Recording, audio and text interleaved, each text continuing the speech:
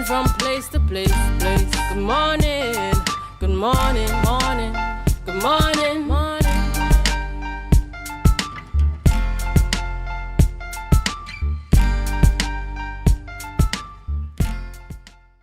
Good morning, Tobago, and welcome this morning to the Tobago Updates Morning Show. It's a beautiful morning, and we're really happy to be in your company. We're coming to you live this morning from the 3rd floor, Portmore, Lower Scarborough, Tobago. Viewers, this is the day that the Lord has made, and we will rejoice and be glad in it. Good morning to Tobago. Good morning, Trinidad. Those of you in the Caribbean and those of you viewing us on the live, good Thursday morning to you. I'll tell you, I've been away for so long, I almost thought it was Monday morning, but it's Thursday morning, and we trust that whatever you're doing, that you're getting up, getting out of your beds, and you're getting ready to get to work. Mind you, if you wait another half hour, so you're going to get there very late. Remember, the traffic in Tobago is not like it used to be long time. So we urge you to get up and get moving. Well, viewers, before we get into our program and what's happening in and around Tobago, the Caribbean, and maybe we'll get a little shout out or two from Julian Skeet this morning, we want to head on over this morning into our news in 90 seconds with Biana Brebner. Thank you, Ria. I am Biana Brebner, and here is your news in 90 seconds for Thursday, 22nd June, brought to you by Coconut's Cafe, Ground 4, Portmore, Scarborough. The Chief Secretary, who also holds the portfolio of Secretary for Finance, Trade and Economy, will present a statement on the achievements of the THA for the fiscal year 2022-2023. This announcement was done via the Assembly's Facebook page, encouraging the public to come into the chamber and hear the statement or tuned in. Additionally, the date for the Budget Day in Tobago is also anticipated.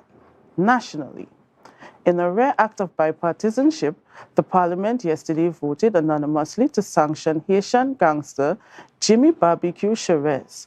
The decision of the Parliament to sanction the Haitian gang leader is also in accordance with a resolution of the UN Security Council.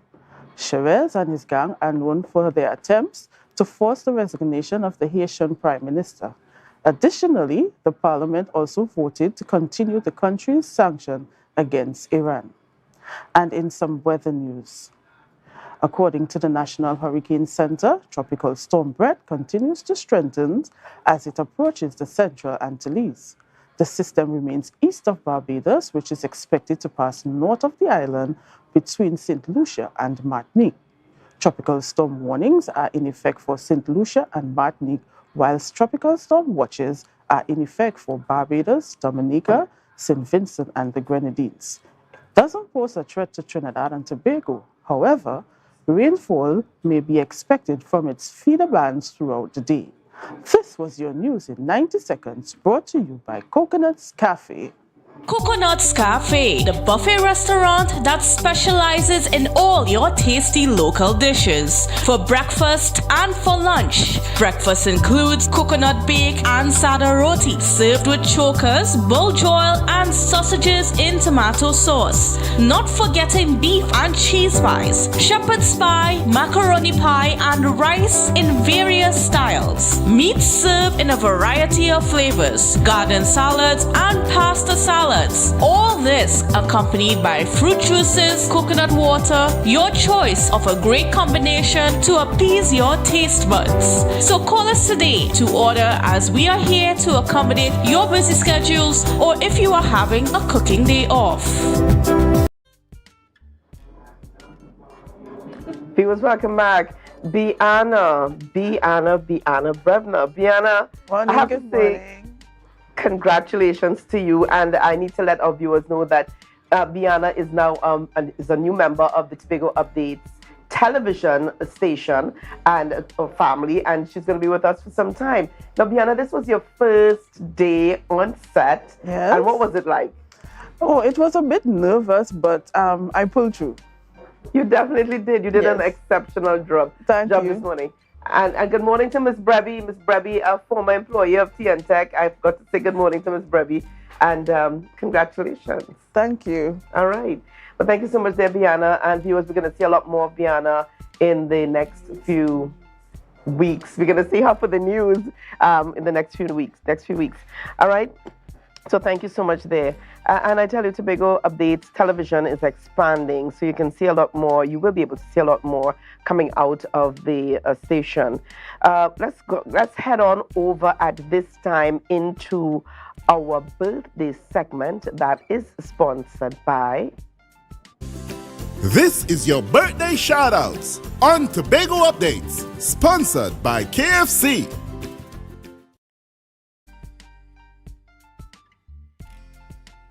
All right, and we've got celebrating her birthday today. This mommy was my mommy's sister out there in Queens, New York, celebrating her birthday today. So Auntie Esther, fondly known as Sha, celebrating her birthday today.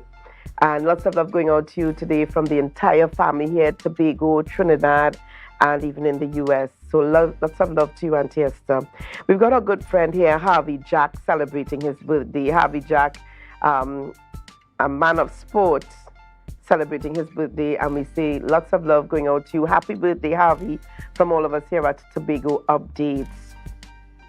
We've got an anniversary. I tell you, these young folks make it look good, celebrating their anniversary.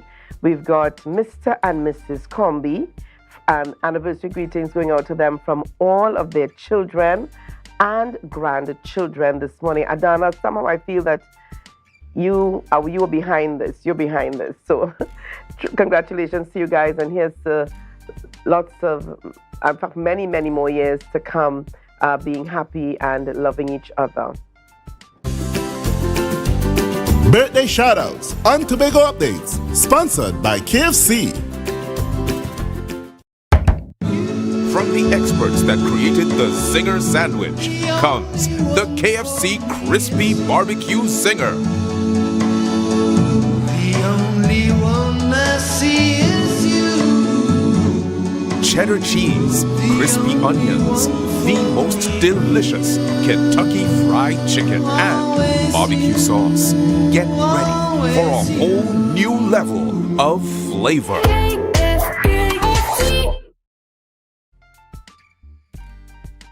And you know, in the midst of life, as we celebrate birthdays and life happening, we celebrate anniversaries, there is also death happening.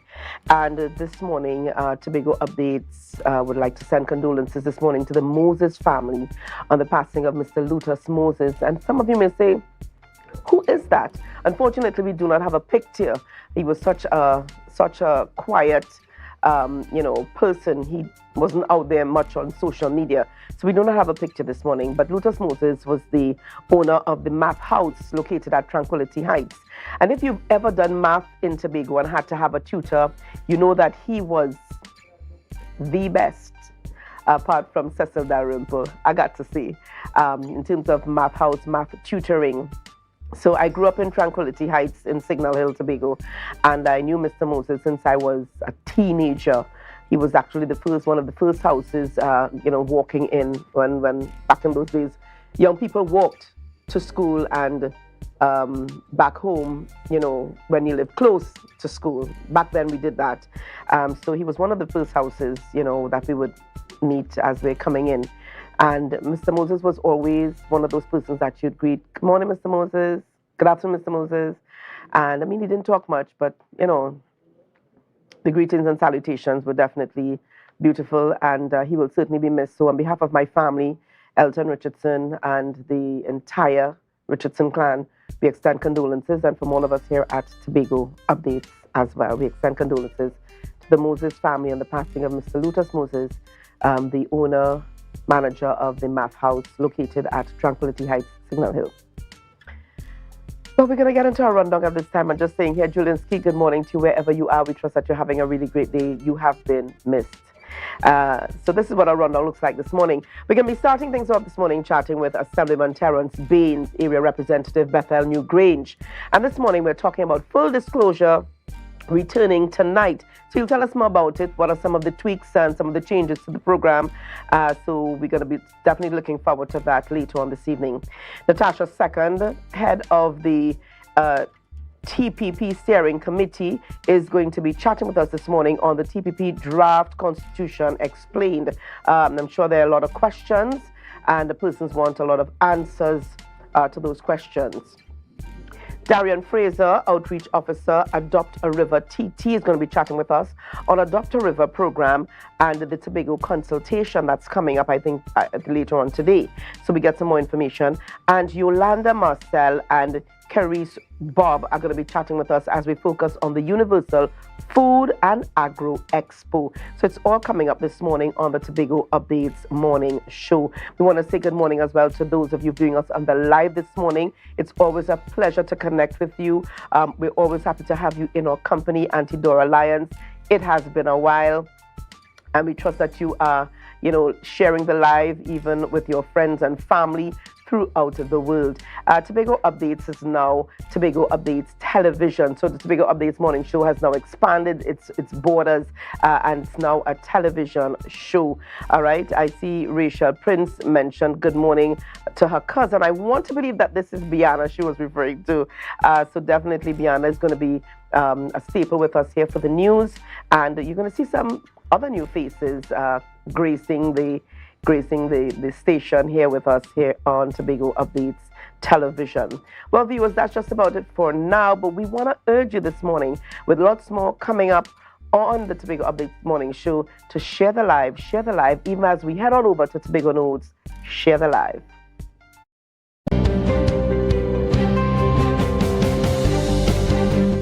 Mediation is used as an alternative to litigation through the use of an impartial moderator and communication and negotiation techniques. The Division of Health, Wellness and Social Protection established its mediation unit in 2009 and has steadily expanded. The unit, equipped with 2 certified mediators, has since settled several matters, including landlord and tenant issues, merchant-customer disputes, property and land, parenting, and even issues regarding the running of traditional susus. Assistant Coordinator at the Mediation Unit, Carol Spencer Edwards, further explains. We deal with family and relationship disputes, neighborhood conflicts, community disputes, juvenile conflicts. So the range of issues are there, and as I said, we try to offer persons that option as against going to the court. Ms. Spencer Edwards revealed a high success rate between 70 and 75%, noting that a large part of the unit's success lies with the process, as persons are allowed to speak freely in a safe and comfortable environment. Quite often the issues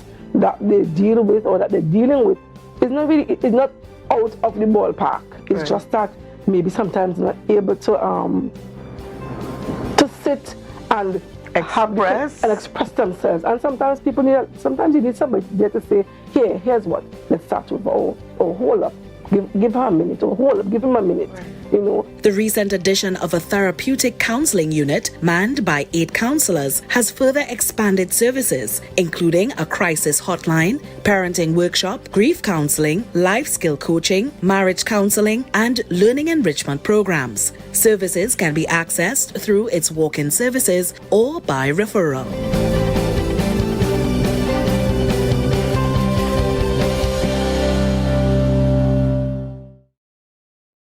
Welcome back this morning to the Tobago Updates morning show. We are chatting this morning with Natasha Second, and Miss Second is the head of the TPP Steering Committee. This morning, our focus is on the TPP Draft Constitution Explained. Good morning and welcome to you. Good morning, Ria. Good morning to Trinidad and Tobago. Glad to be here. Always happy to have you with us. Now, we're talking about a new constitution being drafted for the Tobago People's Party. Give us an idea this morning, Natasha, if you can, on where we stand with that. We're talking, the TPP came out of the PDP, and we're talking a brand new constitution to lead the people of Tobago forward. How different is this new constitution from what existed under the PDP? All right, when constitutions, I want to start with that. Constitutions are set up to guide your policy direction, to give a sense of what the legal parameters will be to govern how all of the members of your party operate, how we communicate, and how the structures are constituted.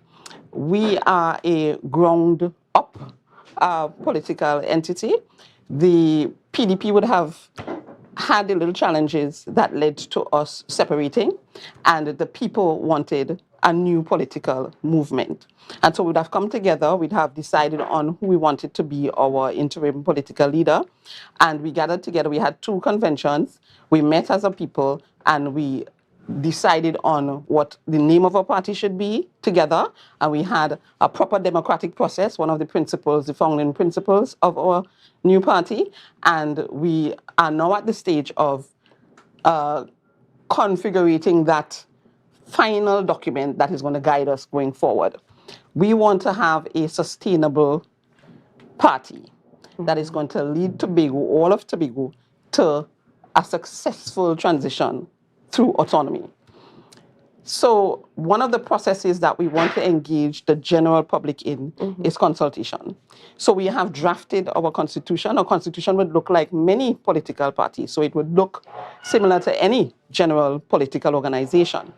The principles that are different for us would be insistence on democracy throughout the structure from the bottom up. We usually have sections such as action groups, which are small community-based groups that would allow persons to organize themselves and to sort of energize the entire body. And we have other sections like women's councils, island councils, just traditional structures within a party. But we want the public, we want Tobago to have a say, Trinidad and Tobago, the entire diaspora, to have a say in how that constitution is structured overall. So the difference is consultation, bringing in the voices so that we can critique it and we can truly have a democratic document.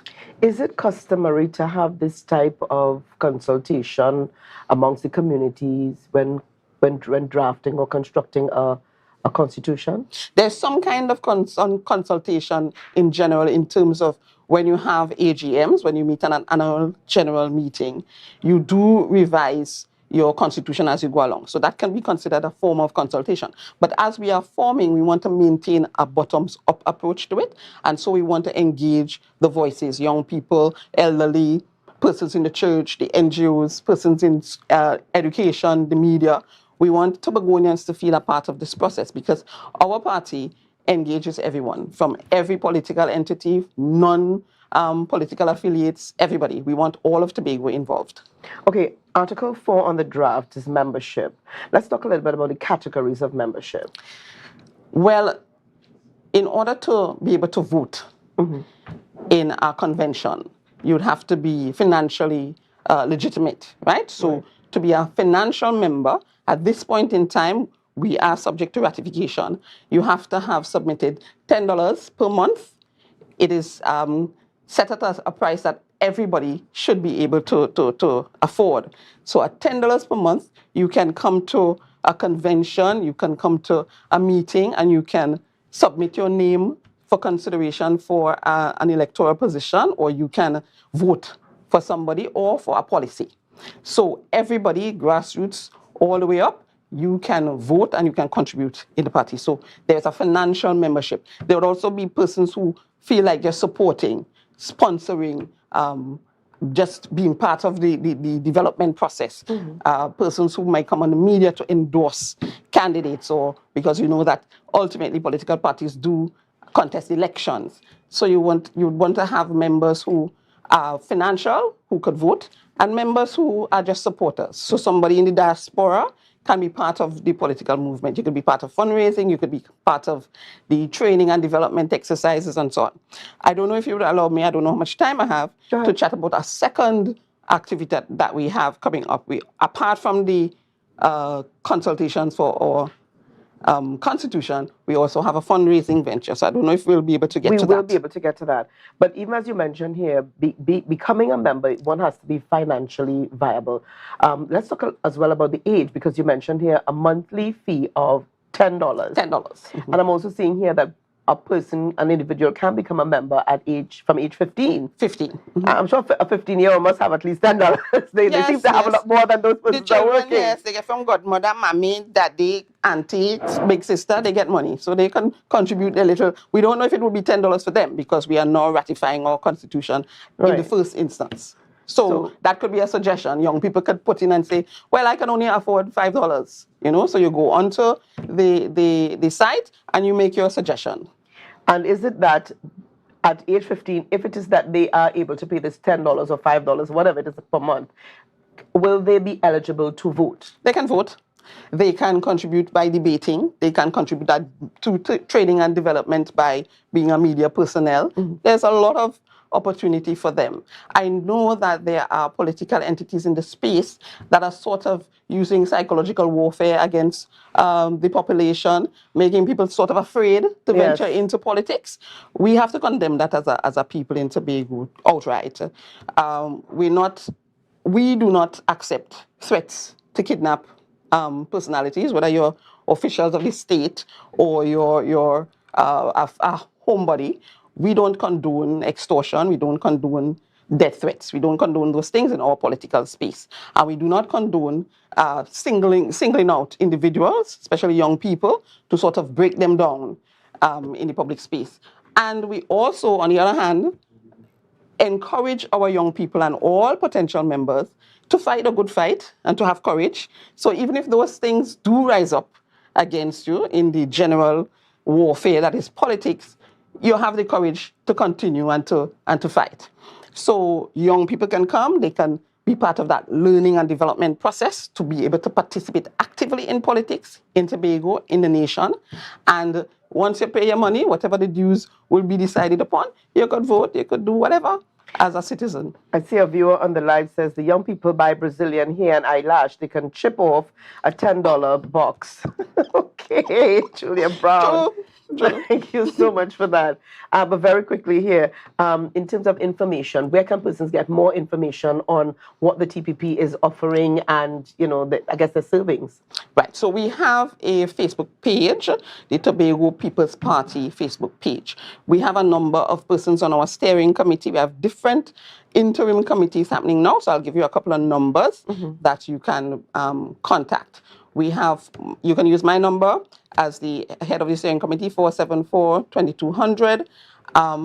We have 736-5394. You can call any of us, or you can go onto our Facebook page and register for our party, follow the page, and any questions that you want to know, you can ask any member. All right. Thank you so much for that. And tell us very quickly here about the fundraiser that you're having. So we're having our first official breakfast sale at the Shore Park Hub in the food hub? The food hub in Shore Park. Yes. It's $50. You can have a choice of bake, roast bake, or fry bake. 2 meats for those who like meat. So you have fish, fried fish, smoked fish, smoked herring, etc. Or for the vegetarians, you have bodi and pumpkin and so on. So you have a wide range of choices, chocolate tea, juices, etc. And we want everybody to come out and support. Remember I said our new party, the Tobago People's Party, is for everyone. And our arms are open, welcoming everyone. So we'd like you to come. We're a bottoms-up party, and so we are funding ourselves.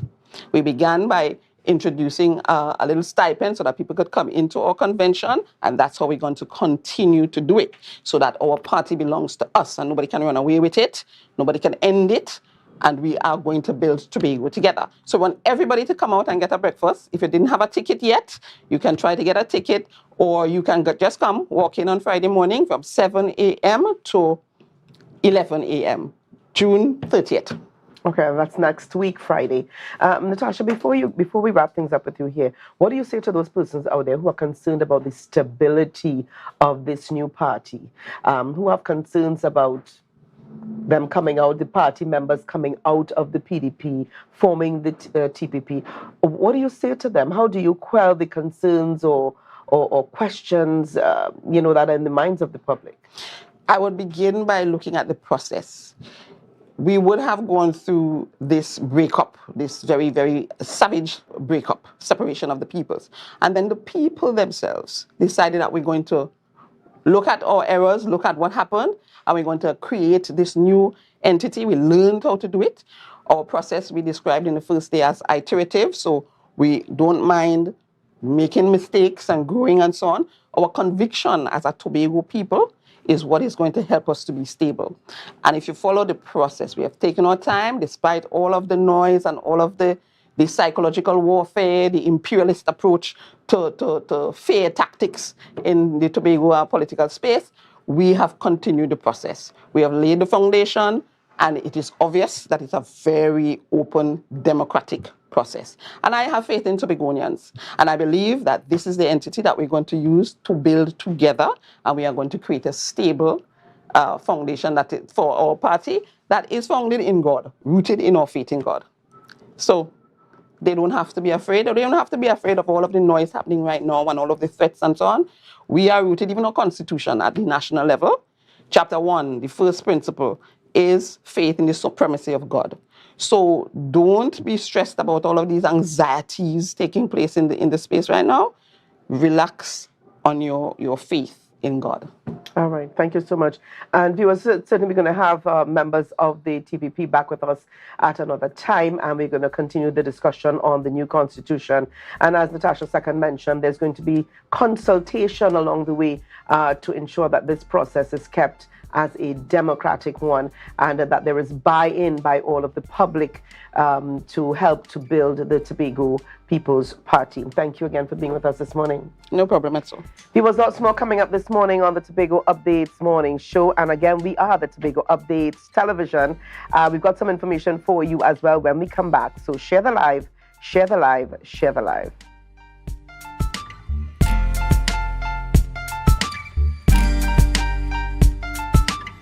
Jimmy's Holiday Resorts has 1, 2, and 3 bedroom, fully self-contained apartments located at the heart of Crown Point. Minutes walk to the popular beaches, restaurants, bars, and the airport. Enjoy our amazing amenities such as fully equipped apartments, complete with Wi-Fi, AC, TV, and a pool, and a mini-mart on the compound. Call 639-8292 or 8929. Jimmy's Holiday Resorts is your family's home away from home.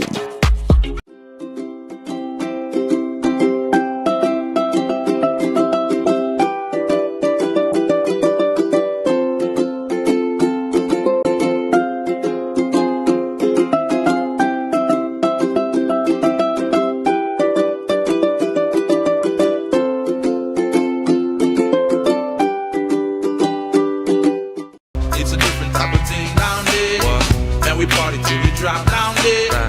With a lot of pretty girls down there. Down in Tobago.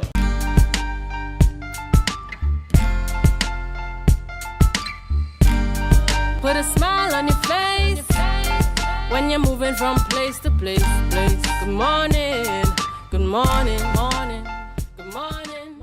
Viewers, welcome back this morning to the Tobago Updates morning show. And just some quick information for our viewers this morning.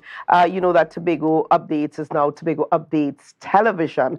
And as a result of that, we have got lots of exciting things coming Tobago's way. So last week Friday, there was the motorcade. You saw motorcade in and around Scarborough.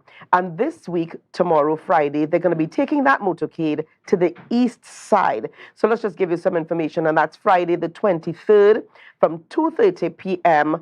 There's going to be a part two of that motorcade. And this is all part of the launch of the Tobago Updates television station. That's right. So the east starts tomorrow from the Port Mall, Scarborough. They're going to make that block in Scarborough, then take the north side road at Rockley Vale towards Government House Road. Then they're going to stop at Bill Brown's car park, Bill Brown's supermarket, or Jesus Christ Makes the Difference. I got to say it like that. Jesus Christ Makes a Difference supermarket that is located at Government House Road. They're going to stop at the car park at the supermarket for a bit, and then on to Concordia, journeying all the way to Mason Hall.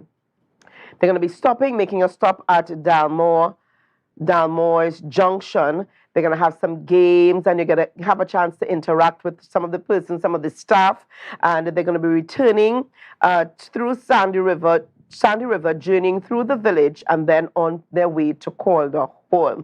Passing by the Chief Sec office on reaching the highway, they're going to take an heading east, and then stop at John Dial during the usual stop and, meet and greet in Hope, and then further on into Mount St. George. They're going to be making it all the way to Roxborough, stopping at Pablo's Supermarket, and then on to Pirates Boatyard. But it all starts tomorrow from 2:30. So bear in mind here, viewers, that anytime thereafter 2:30, there may be a little bit of congestion because they're going to be moving at a slower pace. Again, it is a motorcade, all as we celebrate the launch of the Tobago Updates television. You don't want to miss it. You want to be a part of it. All right, so we invite you to join us. Join us on the motorcade tomorrow, even as we celebrate what's been happening here at Tobago Updates, moving, expanding within a 2-year period from just a television station, the morning show, news. We've got programming lineup during the day, during the night.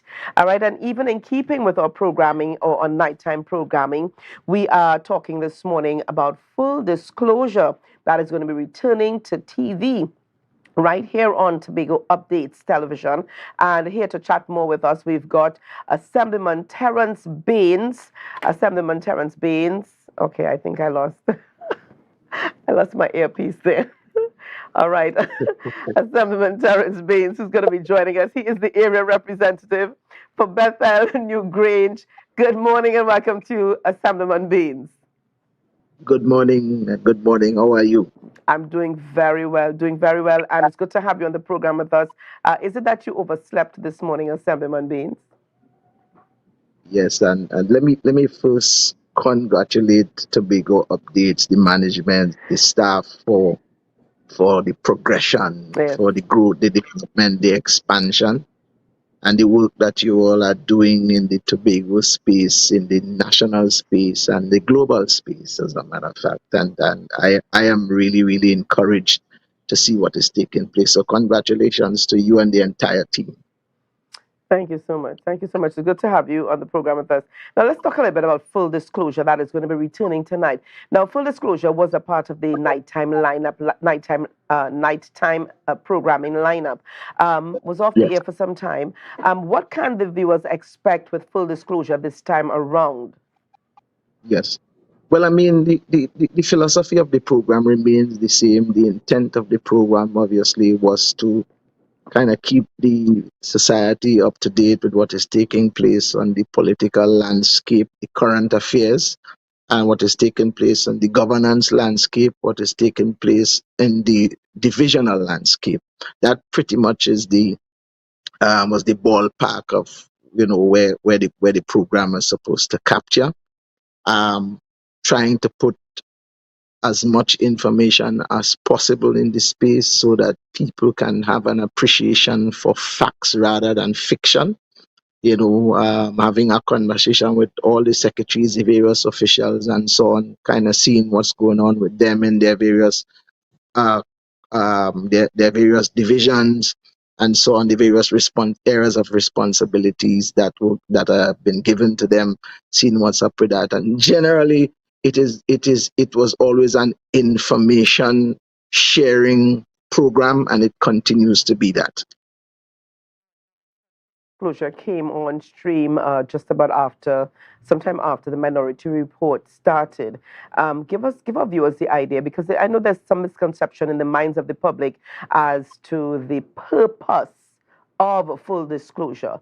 Give us the general or the genesis of Full Disclosure. Yes. Well, the intent of Full Disclosure from its inception was to provide the island, the country, to provide the world, as a matter of fact, with information regarding what is happening on the governance landscape, what is happening on the divisional landscape, what is happening on the political landscape, and so on, trying to put facts in the space that will be the point of reference for discussion. Because we know that with information, people are expected to engage the various issues in a much more meaningful way, and so that was and remains the basis for the program, and so on. And there's a lot to discuss in these days and times that we live. So we felt that this season was right for us to move into another phase of the program. Pretty much that is where we are and where we are going to continue to go. There have been some comments on the ground here, Assemblyman Baines, that it may not have some persons may not have seen the seriousness of the program. They felt that it came across at times like a lime, very, very casual. While some of the matters being discussed was serious, it may have come across very casual. How do you respond to that? Well, I mean, Ria, you know, I mean, you guys sit there in the mornings, and I am sure that your reviews are not always positive. And while one does not bury his or her head in the sand, you listen to what people have to say. You check the veracity of the comments and so on. And remember, programs are developing and so on, and we want to get better. Just, I mean, as Tobago Update started doing its thing and now is expanding and is moving into a full television station and so on. And I'm sure various points of views, whether they be good or bad, negative or positive, contributes to the development of the entity. So the point I'm making is that yes, people will have their views, and we would listen to what people say and so on, and will determine whether or not there is credence in making a change in a particular way and so on. But the program certainly is not a perfect one. But we have to keep going, and keep developing and so on, and maybe persons will come on board who figure that we could do this or do that to assist us in getting to that place. But certainly we need to have the program. Okay.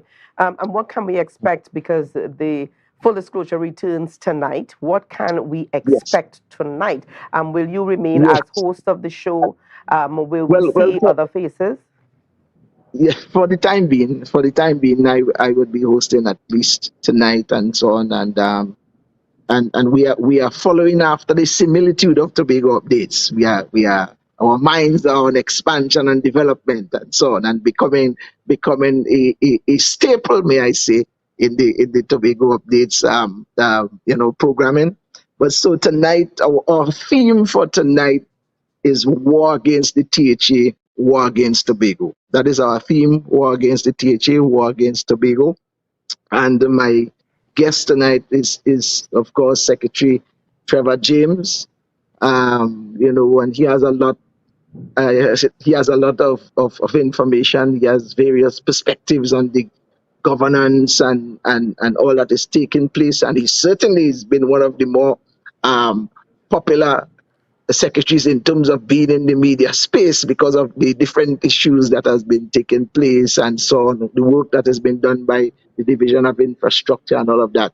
So we're going to have that conversation tonight, and we continue along the mode. I know that it is a very, very, very interesting time. There are lots that has been said. We continue to have a very respectful program. We will not tolerate any kind of commentary and stuff that is indecent. We are respectful. We want to conduct the program in that manner. And I say this now because persons are free, because you have a live situation. You can't tell who to come on the live or anything to make their comments. You can agree, disagree. We just ask people that they remain respectful. If you have a different view, share your view respectfully, and we're going to have a fantastic program, I believe. All right, war on the THA, war on Tobago. Again, war on the THA, war on Tobago. Is there an opportunity for viewers to get involved in the program apart from the live? If they've got questions, if they've got a suggestion for a topic for you to cover. What we have? Do you mean before the program or during the program? Assemblyman Baines? Yes, I was asking, do you mean during the program, or do you mean before the program actually goes on air? Program actually goes on air. I know that you're going to be live on Tobago Updates, and of course persons can share their views on the live. Yes. But if there's a suggestion, maybe someone has an idea or suggestion for maybe coming into their community, treating with particular issues, how can they contact you as the host or the Sure. your producer? Well, I can give my number right now. I mean, my number is 685-1988.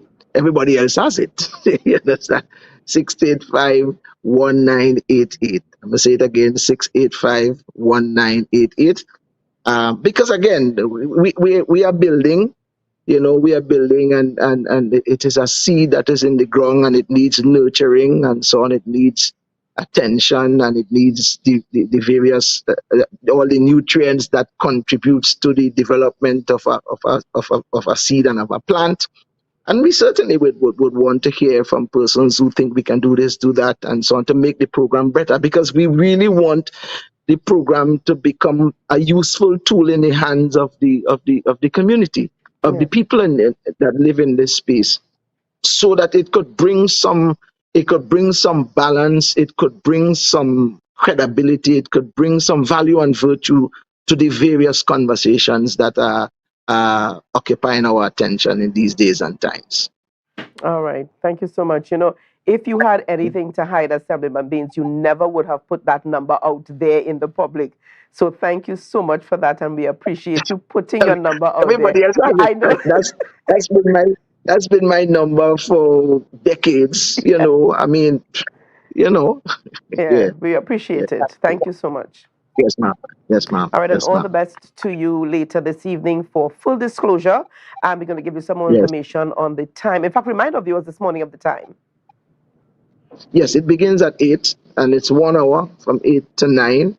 And it is our intention to engage in meaningful conversations. Some of it would be political, some of it would be as it relates to the governance, some of it will be as it relates to the division, what's happening in the divisions and so on. But conversations that must be had. I mean, there's a lot that has been said about the administration. There's a lot that has been said about the various officials and all of that. And I think that the space requires, and it is sensible for us to just, my real concern and because sometimes you have to be measured in the conversations and so on, is that we have these conversations in a civil manner. Whether we have agreements or disagreements, that we have the conversation, we put the information there, and the information is the point of reference for various or further conversations in and around the society and this space that we live in, that we call Tobago. When you are informed, you are expected to better perform. And so that is perhaps one of the things that drives us and drives a program like this. Could you repeat that? When you are informed, you are better able to... When you are informed, you are better able to perform. Thank you so much. I can see some persons putting that up as a status this morning. Thank you so much. We really appreciate that this morning there, Assemblyman Terrence Baines. Again, it's all happening later this evening from 8 p.m. right here on Tobago Updates Television. Full disclosure. So you're going to get all the information later this evening. So you're invited to log on. And remember, we are coming live from the Tobago Updates platform. Yes, on M&E TV, Gael, YouTube, and Facebook, and Amplia this morning. All right. So you can catch Tobago Updates Television. And I know some of you are saying, how can we get the television station? Amplia, baby. Amplia. All right, so lots more coming up this morning, viewers, on the Tobago Updates morning show. We are going to be chatting this morning with these two lovely ladies who somehow seem to have been caught off guard, and that is Yolanda Marcel and Carice Bob. They're going to be joining us as we focus on the Universal Food and Agro Expo. They'll tell us a lot more about it. So viewers, share the live, share the live, share the live.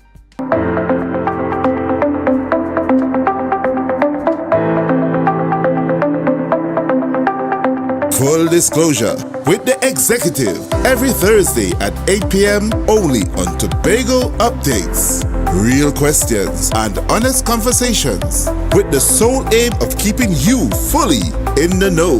Full disclosure with the executive every Thursday at 8 p.m. only on Tobago Updates.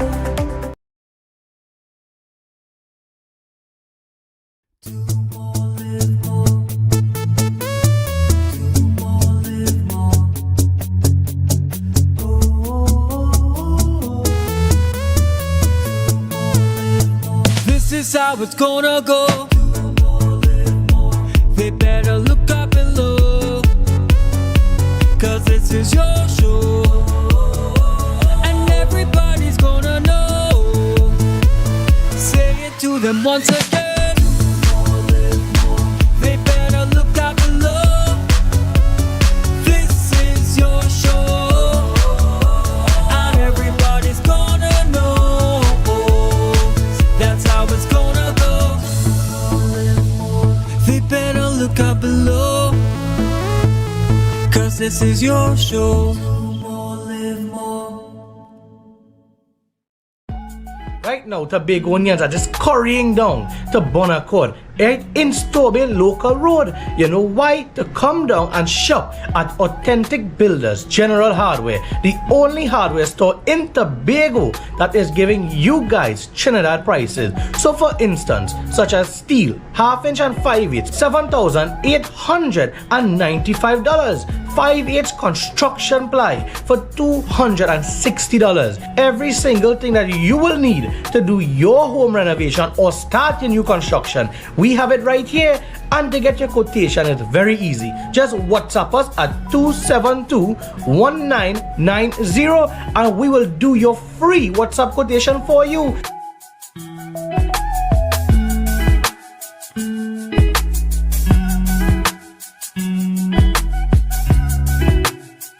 Are you looking for a place for your loved ones? Heavenly Care welcomes you. Located at Northside Road opposite Massey Motors, we offer a variety of services. These include doctor visitations, social activities, geriatric care, and much more. Contact us at 277-9595 or visit us at Northside Road opposite Massey Motors. At Heavenly Care, compassion is at the heart of all care. Advertise with Tobago Updates. Call 284-6597. If you have a small or large business, we can get your information in front of the masses. Reach our rapidly growing viewership on Facebook and YouTube. Promote your brand in Trinidad and the Caribbean through M&E TV Now and Gayel. Yes, we can build unique ads for your business. Call now 284-6597 and advertise with us.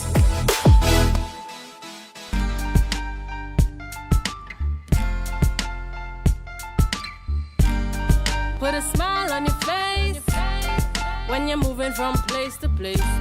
Good morning, morning.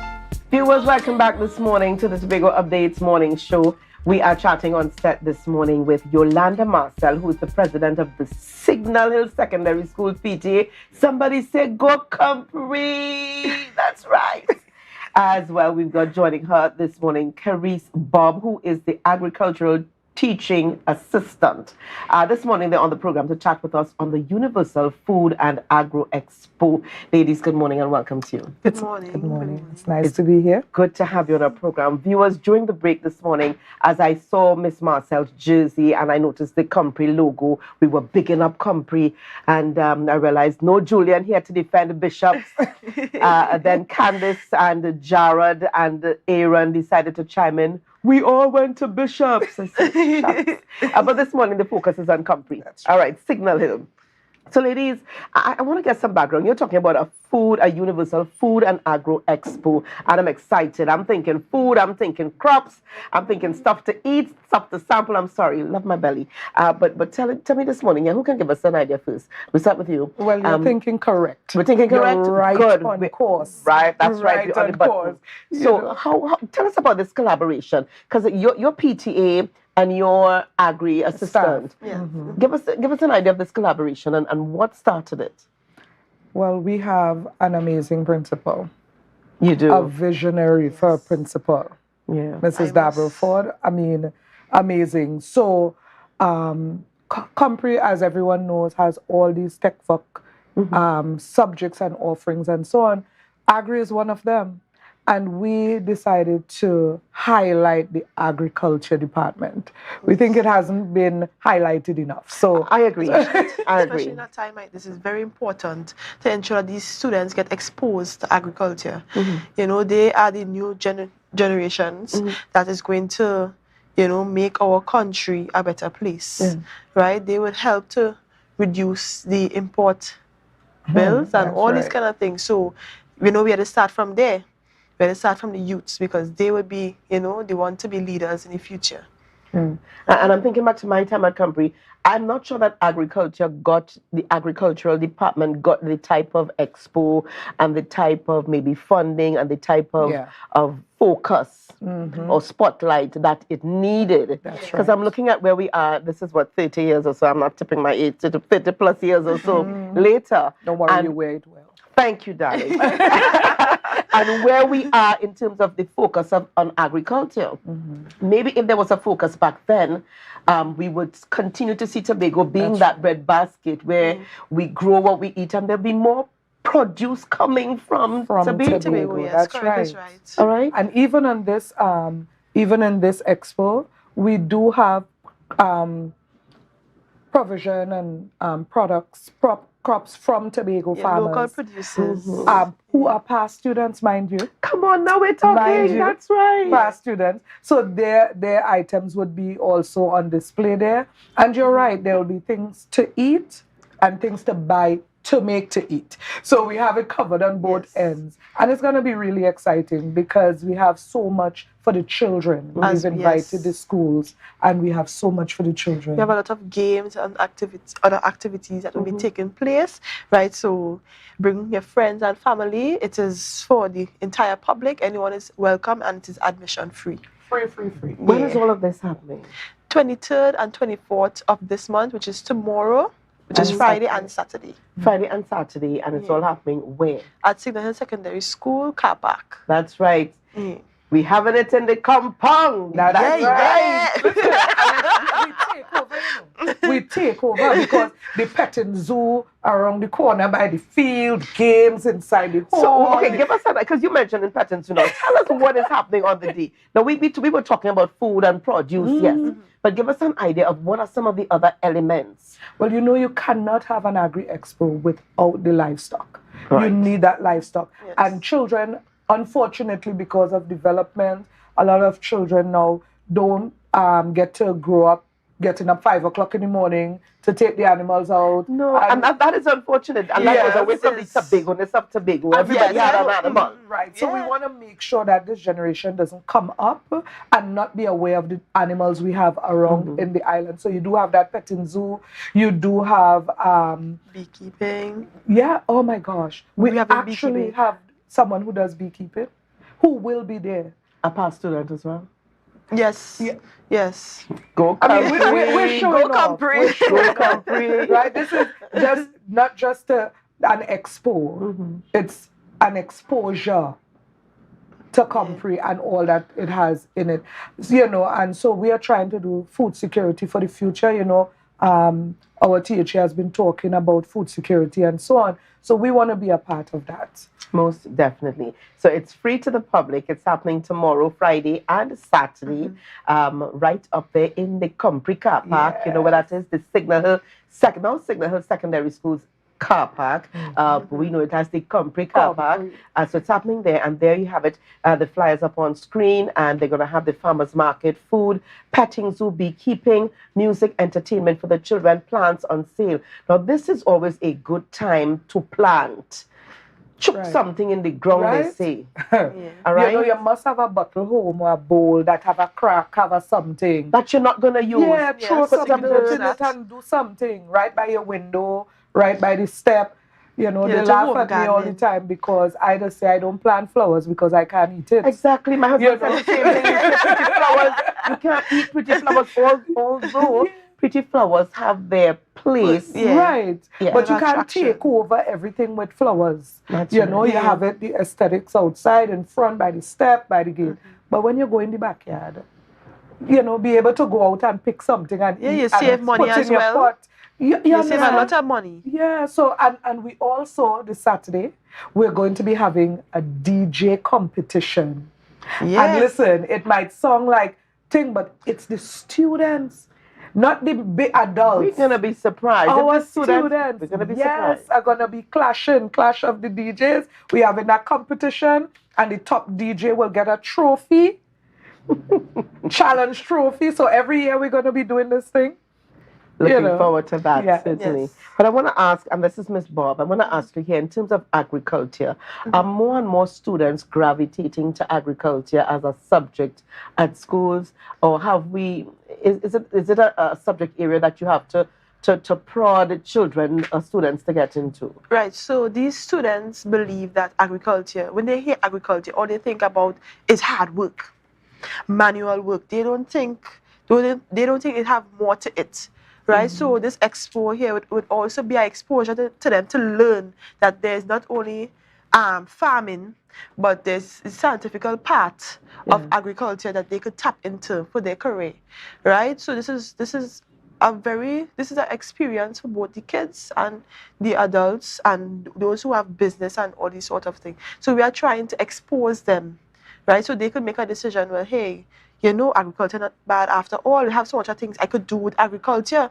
So it is a learning experience to them. Yeah, and I have to say congratulations to you because this is your career. Yes. And it has to be something that you love. I don't think you're going to get involved in agriculture if you don't like animals. Exactly. And you don't like getting your hands dirty, putting your hands in the dirt. I am not cut out for agriculture. Okay, but I certainly can stick something in the ground so that I can have food, to eat tomorrow. I certainly can. But I want to say congratulations to you. And as well, I need to ask you here, Ms. Marcel, the importance of getting involved in the PTA very quickly here. Oh my gosh. I mean, it cannot be compared because you're going to have the opportunity as a parent to be on the ground right there with your children. You have the teachers, access to the teachers. We get to collaborate. And, we think that when we send the children off to school, that's the teacher's responsibility, but it takes a village still. And so if we parents could come together, then we can assist the process and let the experience be excellent for the children. So when we come together, if there's anything lacking or missing in the school, instead of waiting on the division and quarreling, we come together, we collaborate, we raise funds, and we get it done to make sure that our children taken care of. So it's an excellent thing to be a part of the PTA, especially Signal Hill PTA.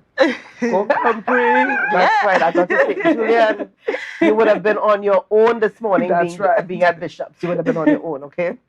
But I'm going to leave it there. But we want to remind our viewers this morning that it's all happening tomorrow. So come on out. And this is a fundraiser, yeah? Yes. Yes, it is. And what does it go towards? The agriculture department. I tell you, we're really trying to push that to be the highlight. Agriculture need to be highlighted.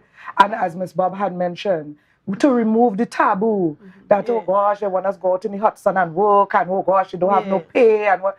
There is a real business opportunity in agriculture, real business opportunity. So we want to get that coming out with the children who come in to do agri as a subject, that they're going to see it that way and be more excited, because our agriculture class is a huge class.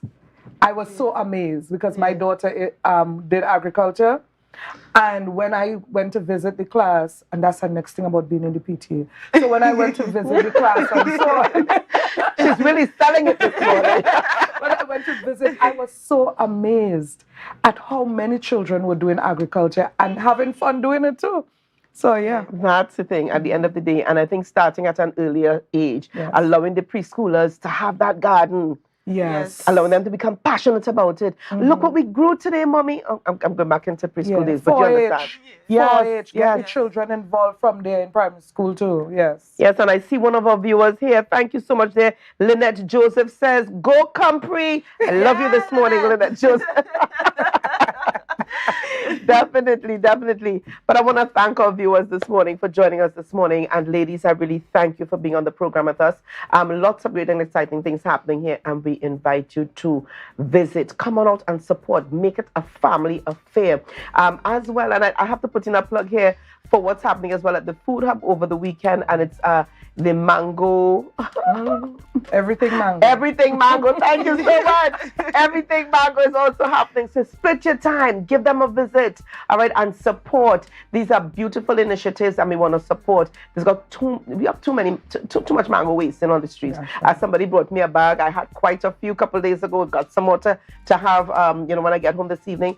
But mango is a good source of vitamin C and all the fiber and stuff, and let us eat what we have here. Eat our local, eat our own. It's Chuck it in the ground and grow something. We didn't throw chemicals on it to grow it. No. Yeah. All Good natural. old sunshine. That's right. All right, and some raindrops and That's some right. love and care. All right, so ladies, again, thank you so much for being on the program with us.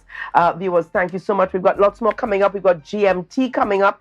Candace is coming up with GMT in just a little while.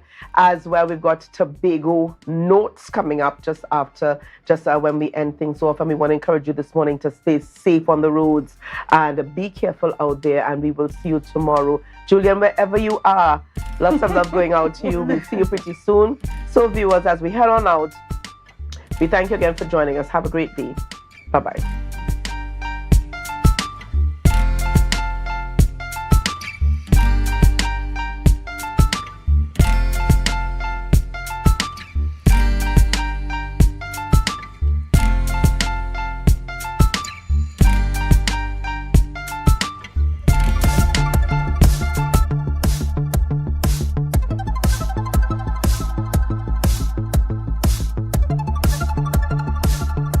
Kian Bruce is a visually impaired mother of 2. She's overwhelmed with joy and gratitude now that she has a home to call her own.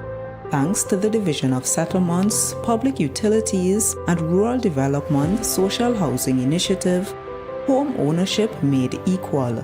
Home. I feel blessed. Blessed.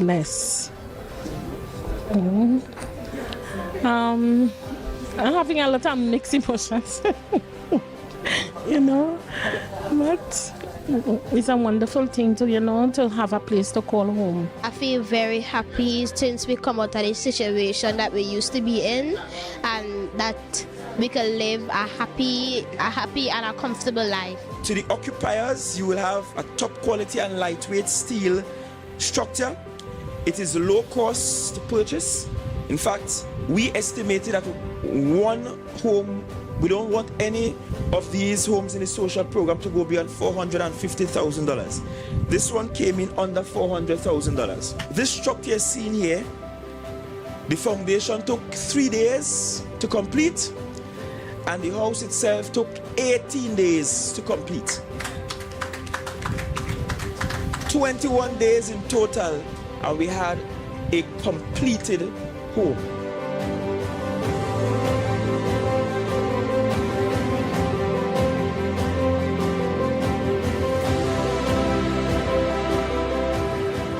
Every development that has lands available will be given out by Secretary George and I. Everyone.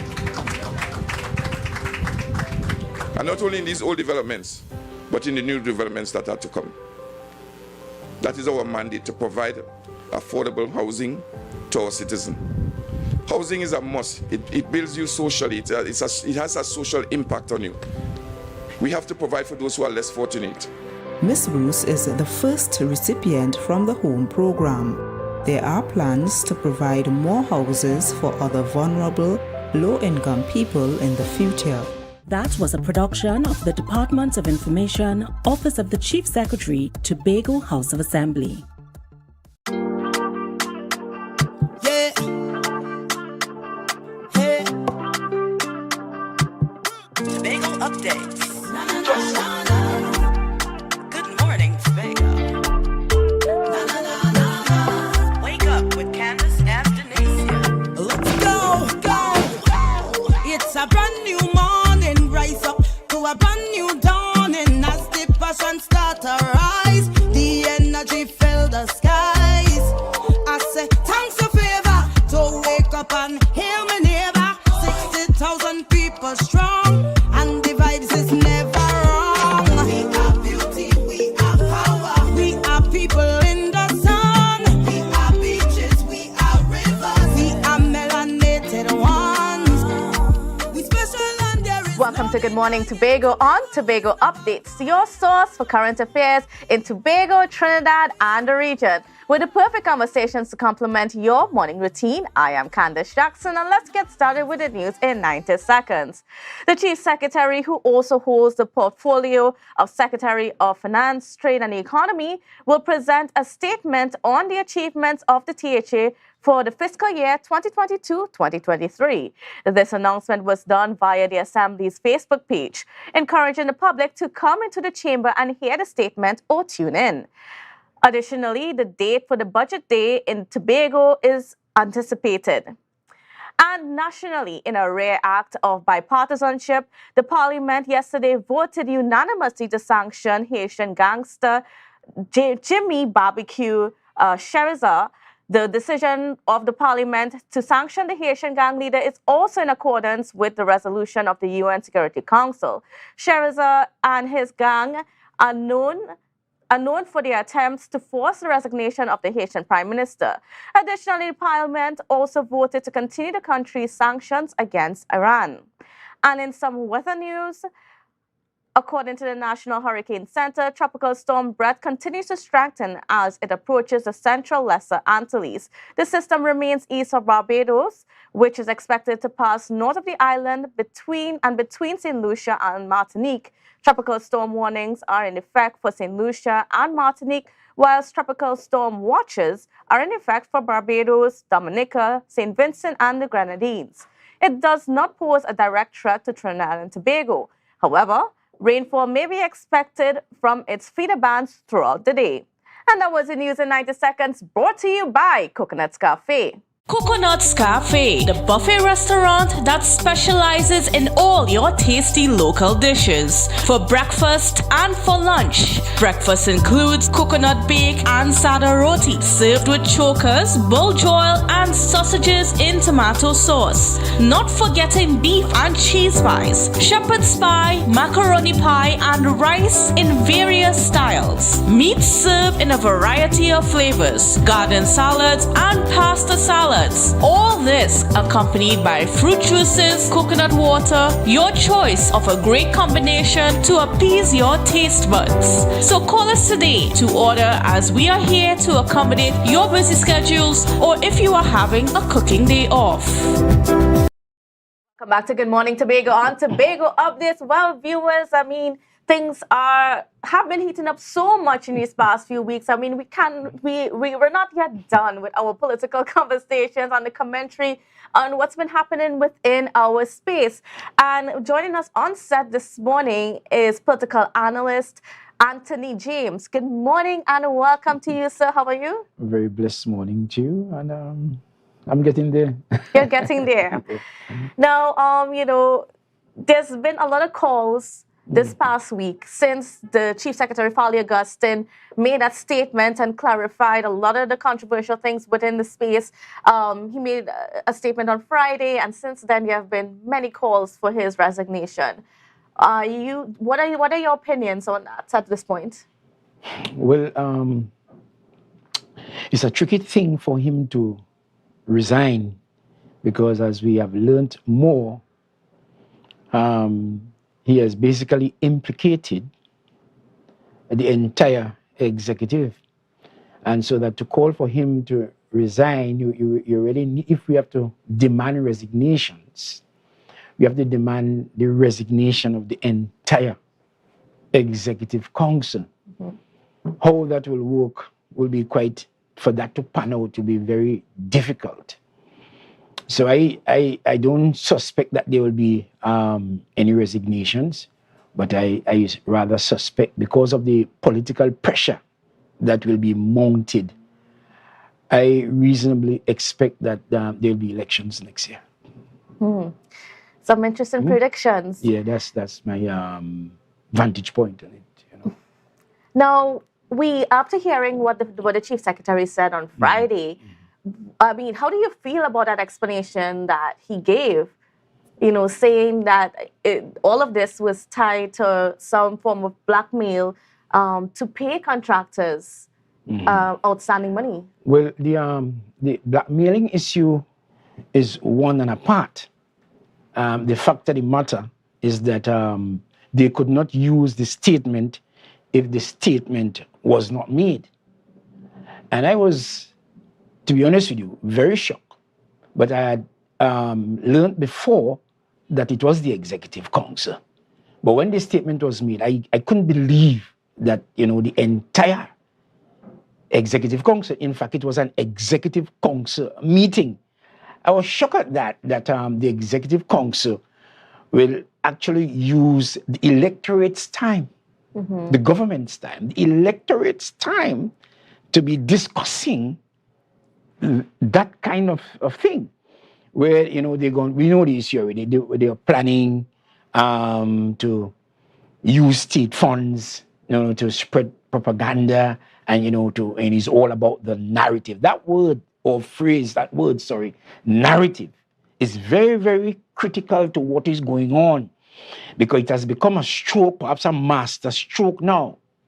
It's all about shaping the narrative. It's a very dangerous terminology, really, because in large part, given the context in which it is used, it is all about primarily to manipulate people. It is not based on anything genuine. It's all about shaping, and to back that up, you want to hire people to shape and to capitalize upon the moves that were taking place in Trinidad, and the people like me, Morning Tobago, will react if Tobago's sovereignty is threatened, and so on. So they were talking about shaping the narrative, really like capitalizing, because the executive is not leading anything where what they call autonomy. I don't deal with autonomy, I deal with the sovereignty of the people of Tobago. There's no leadership there, but rather to stay from behind and take the catch that slips in there, and capitalizing and so. So I was really, really shocked when I found out that is the entire Executive Council. Council. Yeah? And what about even the explanation given by the Chief Secretary, stating that, they discuss everything, whether it's a good plan, whether it's a bad plan. It doesn't mean that they are going to act on it, but they flesh it out and then they decide after. Was that a sufficient? No, was that unacceptable? Well, I don't accept that. Okay. Only the weak-minded, those who are very susceptible and vulnerable, lightheaded. He can only convince the fanatical supporters and so on, but no logical, reasonable person, no self-respecting Tobagonian will accept that, right? So it all comes down again to shaping the narrative. That's what he's going to say. Instead of coming clean. For instance, I'm hearing on another network yesterday that another television host, as the case may be, was asked to apologize. You follow what I'm saying? Where are we really going here in Tobago? The Chief Secretary obviously would have misrepresented us, betrayed our trust, and so on, not knowing that we will find out that he was planning to betray our trust. And you're having people now responding spontaneously based on how they feel and assess, and people have been asked to apologize. But here it is that the Chief Secretary and his Executive Council have not apologized to the people. In fact, they're really defending, and that's dangerous. They're actually defending. So you say, well, we explore everything. This is what we always do as politicians, We explore the good, the bad, the ugly, the whatever, and evidently we didn't do anything about it. You know what I mean? It's disingenuous to come to say, well, you will discuss. So they came up, the time they spent by themselves there in private, they came up with a defense. And they came up with a narrative, and they felt that that was good. But clearly, in my judgment and the population's judgment, that they didn't deceive anybody there. Of course, their loyal supporters will continue to support. And it's not really, I'm telling you this, it's not really the Executive Council, Mr. Augustine, that people are really supporting. When you say people hold on to that which is not plausible, they're really defending themselves and what they can get out of it. Another element of that is that they don't want the PNM to go back in, and they haven't seen another option that they can ride with at the moment. But we have to be able to isolate issues. What the Chief Secretary did and the Executive Council did was wrong. And there must be no compromise where that is concerned. And so that there is some truth. I believe there is some truth, because I had said it after he has now become blackmailable, but apparently he said he got it in March, and so that it was being used to blackmail him. I'm not doubting that. And those blackmailing issues, I don't know if we can discuss it here, but that's a very, very serious issue that we must not ignore either. Because one of the things we tend to do in Tobago is we can be focusing on one and not really, and forgetting the importance of the other. But all those issues need to be prosecuted. Now, one of the things that came out of what he said, and especially in relation to the blackmail, I mean, because he explained that his life was threatened, his family's lives were threatened, some of the members of the executive councils, as well as some public servants, received threats, or, you know, in one case, cars got keyed, and that sort of thing. But he also said that when he reported it to the police, there was nothing much done. Yeah. But yet the police is investigating the audio clip. I mean, how should we react to this? Is there any, I mean, is that right? Well, he's not, he has a significant point there, as I just said there. The society should pay attention to all the issues, because they are all public issues, you know? So that clearly is not right. And it shows you the precarious position the status of Tobago is in. And when you can have, allegedly, and I was informed of that before, that members of the Executive Council were receiving threats and literally were afraid, I can tell you that. I mean, that's unacceptable in the Tobago space, that you can have people emerging in Tobago feeling so strong and so mighty and so powerful. And it just tells you about the inequity, the inequality and inequity of the social, the political, and even the educational opportunities that are available in the way that politics distribute and apportion education, apportion resources. We need to be very careful about that we don't empower a certain entity and a certain lot where they now believe that they're invincible and they can do what they want. I'm saying that it's totally unacceptable. And it just tells you, I don't want to drift too much, because Tobagonians must understand that this is unacceptable, that we can have an ordinary citizen threatening the Executive Council, threatening the Chief Secretary. If you threaten the Chief Secretary, you have threatened me. And you have threatened the entire electorate, because he's not there by himself. And this is why he ought not to have done what he did. And he's still, at least, and the Executive Council, to do the decent thing, to apologize to the people instead of coming up with this narrative. That's what he did there. Right. Shape a narrative. Go ahead. All right. Well, we're going to have to stick a pin right there, but we'll continue this discussion when we come back after this quick break. Rise up to a brand new dawning as the passion start to rise. The energy fill the skies.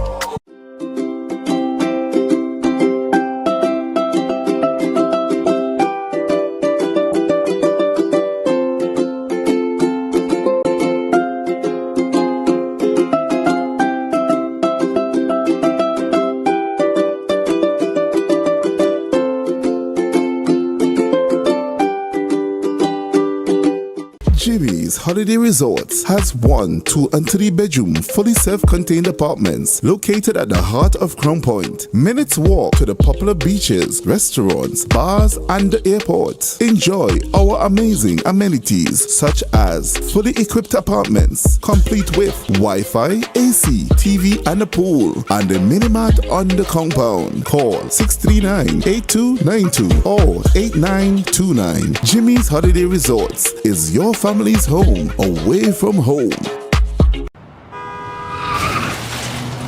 Everybody only worrying.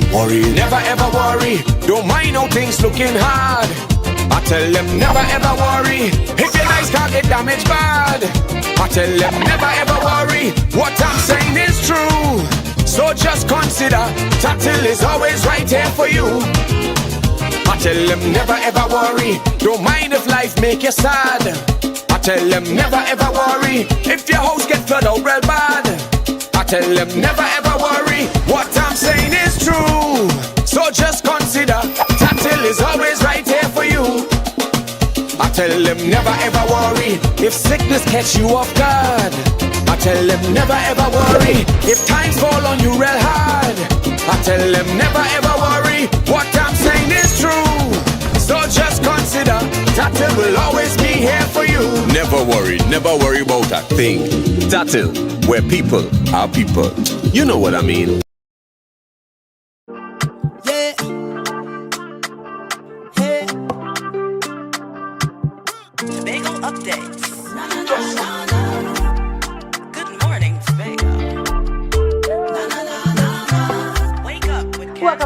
Morning Tobago on Tobago Updates. Viewers, we are continuing our conversation with political activist Mr. Anthony James, who has quite a lot to say in some of the recent developments, especially with the Executive Council, the statement made by Chief Secretary Farley Augustine.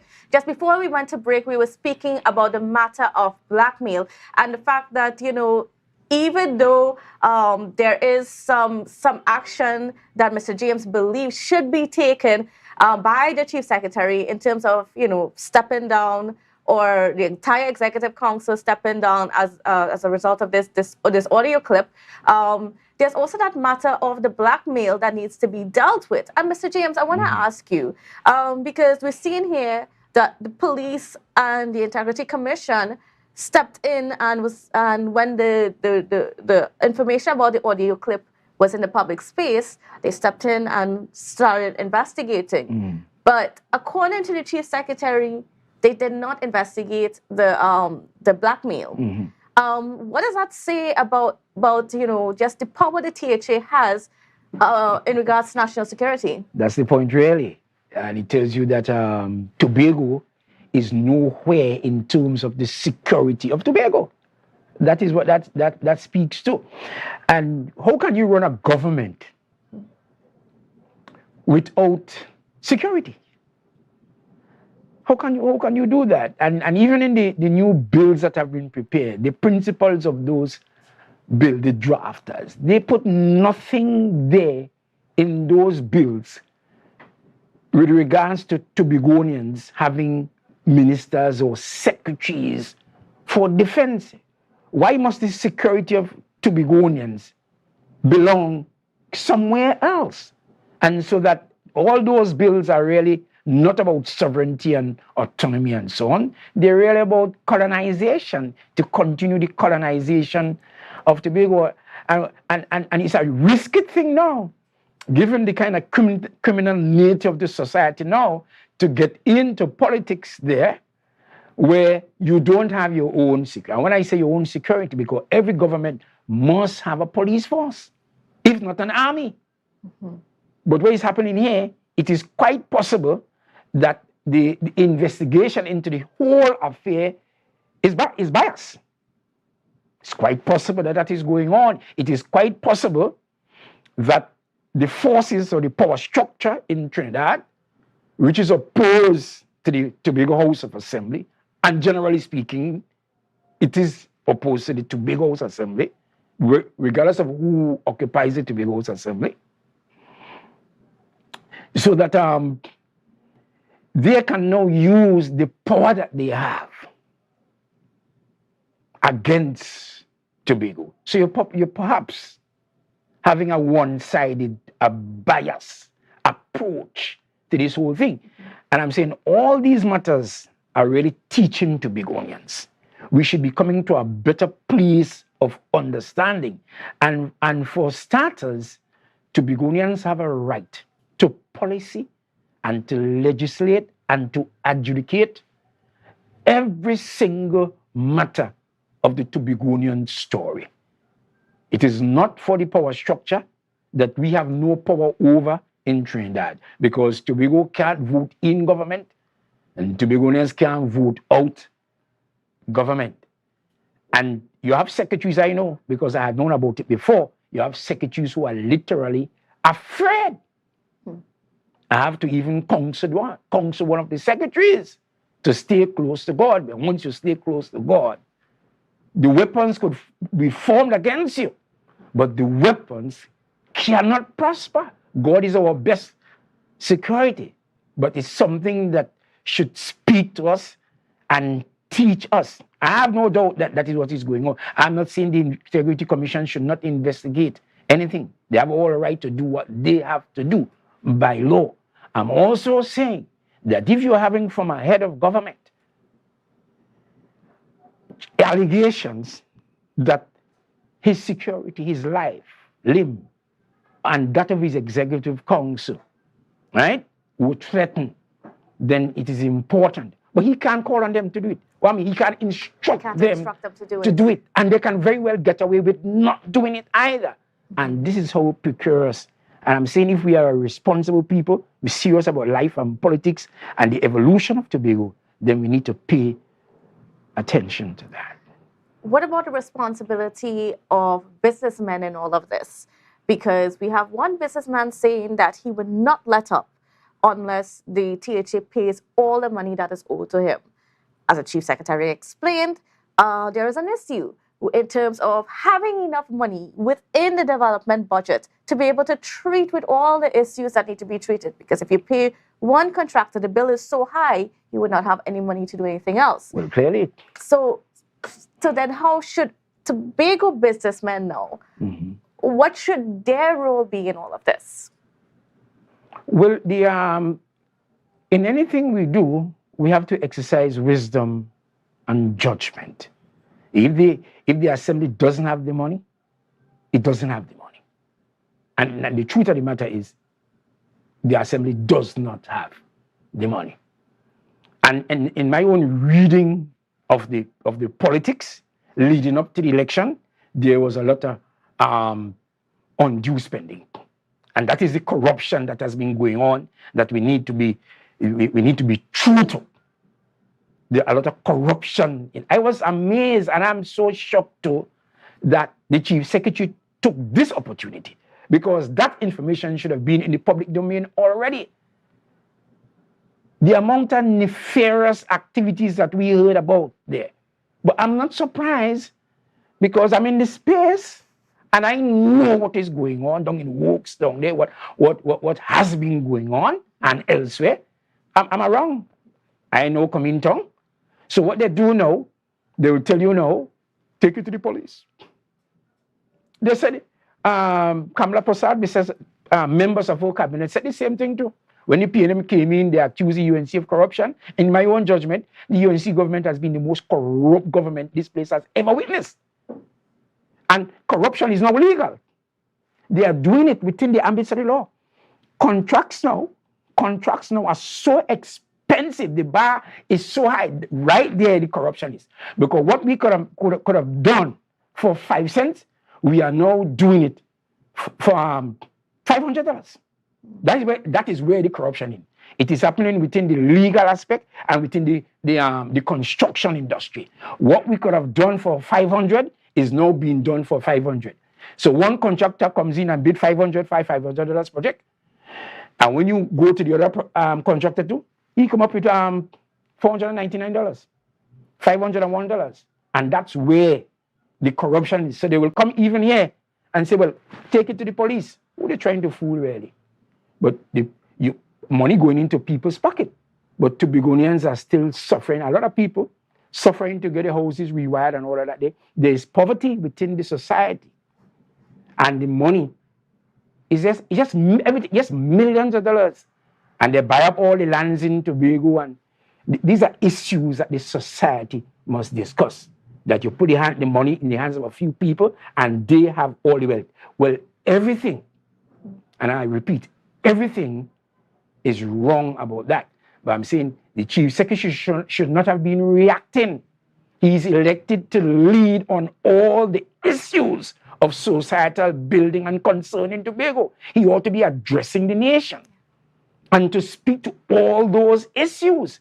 But he has not been doing that because he's not a leader. As I said, Mr. Duke formed his thing and he happened. And much of the executive council also just happened. Even when he came to address this issue here, he hid. Most people say it is in a dark room. You couldn't even make out members there. I was there setting up because they said, well, it was 9 or whatever the time that you're going to come, and you can't find it. And after a while, somebody, after about 20 minutes, called me to say, well, it's going on and so and so. There should have been a media briefing. That is not a media conference with the journalists who face the public. He deliberately did not go down that road because he's not in a position to answer questions. And so that the narrative he came up with, he's not really confident about it. If he was really confident that they did nothing wrong, they planned something wrong and did nothing wrong, then he should have come to updates. Up to now, he hasn't done that. And critically, even with the matter with the appointment of the chief administrator. He has the prime minister misleading the nation, and the prime minister has been doing that. And see, when people do those things, they come across with a straight face and so innocent. So he said, well, the prime minister is talking truth. He even wants a third party now to be with the chief secretary. So the prime minister is really talking the truth. And the fact of the matter, the evidence, the prime minister is misleading the nation. But Mr. Augustine, who was in meeting with him, should have come forward to deal with the issue head on, because he knows what really went on and what consultation, both of them, what names he would have submitted, the prime minister submitted, and the prime minister has no business submitting any name anywhere. It is not his. He's not working with the person. He has no business submitting any name. But the point I'm making there is that the chief secretary is still in hiding. All right, I want to thank you so much, Mr. James, for your many words of wisdom. And analysts here today, certainly grateful for it. Yeah. So thank you again. And viewers, yes, I mean, as Mr. James mentioned about the chief administrator, yes, we are still without a chief administrator in the Tobago House of Assembly over a month now. It continues to be a concern, especially with the budget coming up, well, supposed to be coming up. So, I mean, the chief administrator is supposed to sign off on some things before we can even hear the budget. And that's due at the end of June. So we continue to have crisis after crisis, unfortunately, within our assembly. But, I mean, we'll deal with those matters as the days go on again. But thank you. And we're going to go to a quick break and continue with the rest of the program. And the vibes is never wrong. We are beauty, we are power. Tobago Glass Supplies has been a leading name for over 37 years in the glass and aluminum market in Tobago. We provide an extensive range of high-quality, innovative aluminum and glass products for commercial and residential use. Competitive prices with superior and professional services by committed employees who are guided by rigid quality standards. Tobago Glass Supplies specializes in the manufacture and installation of glass and aluminum products that are essential to today's homeowners and the business environment. We are engaged in marketing, sales, and installation of a variety of products. These ranges from windows and doors to necessities such as mirrors for homes and vehicles, designed and manufactured in-house or imported.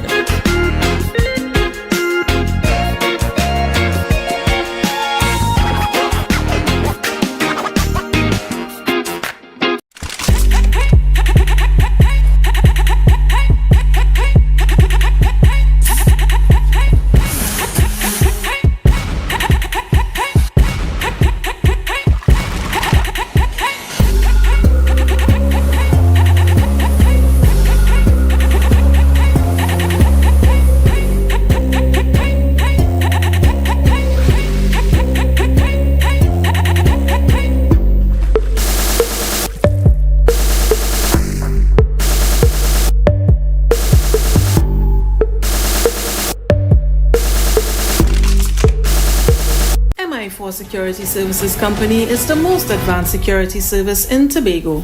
Ask about our cash and transit service. It's safe, risk-free, reliable, and timely.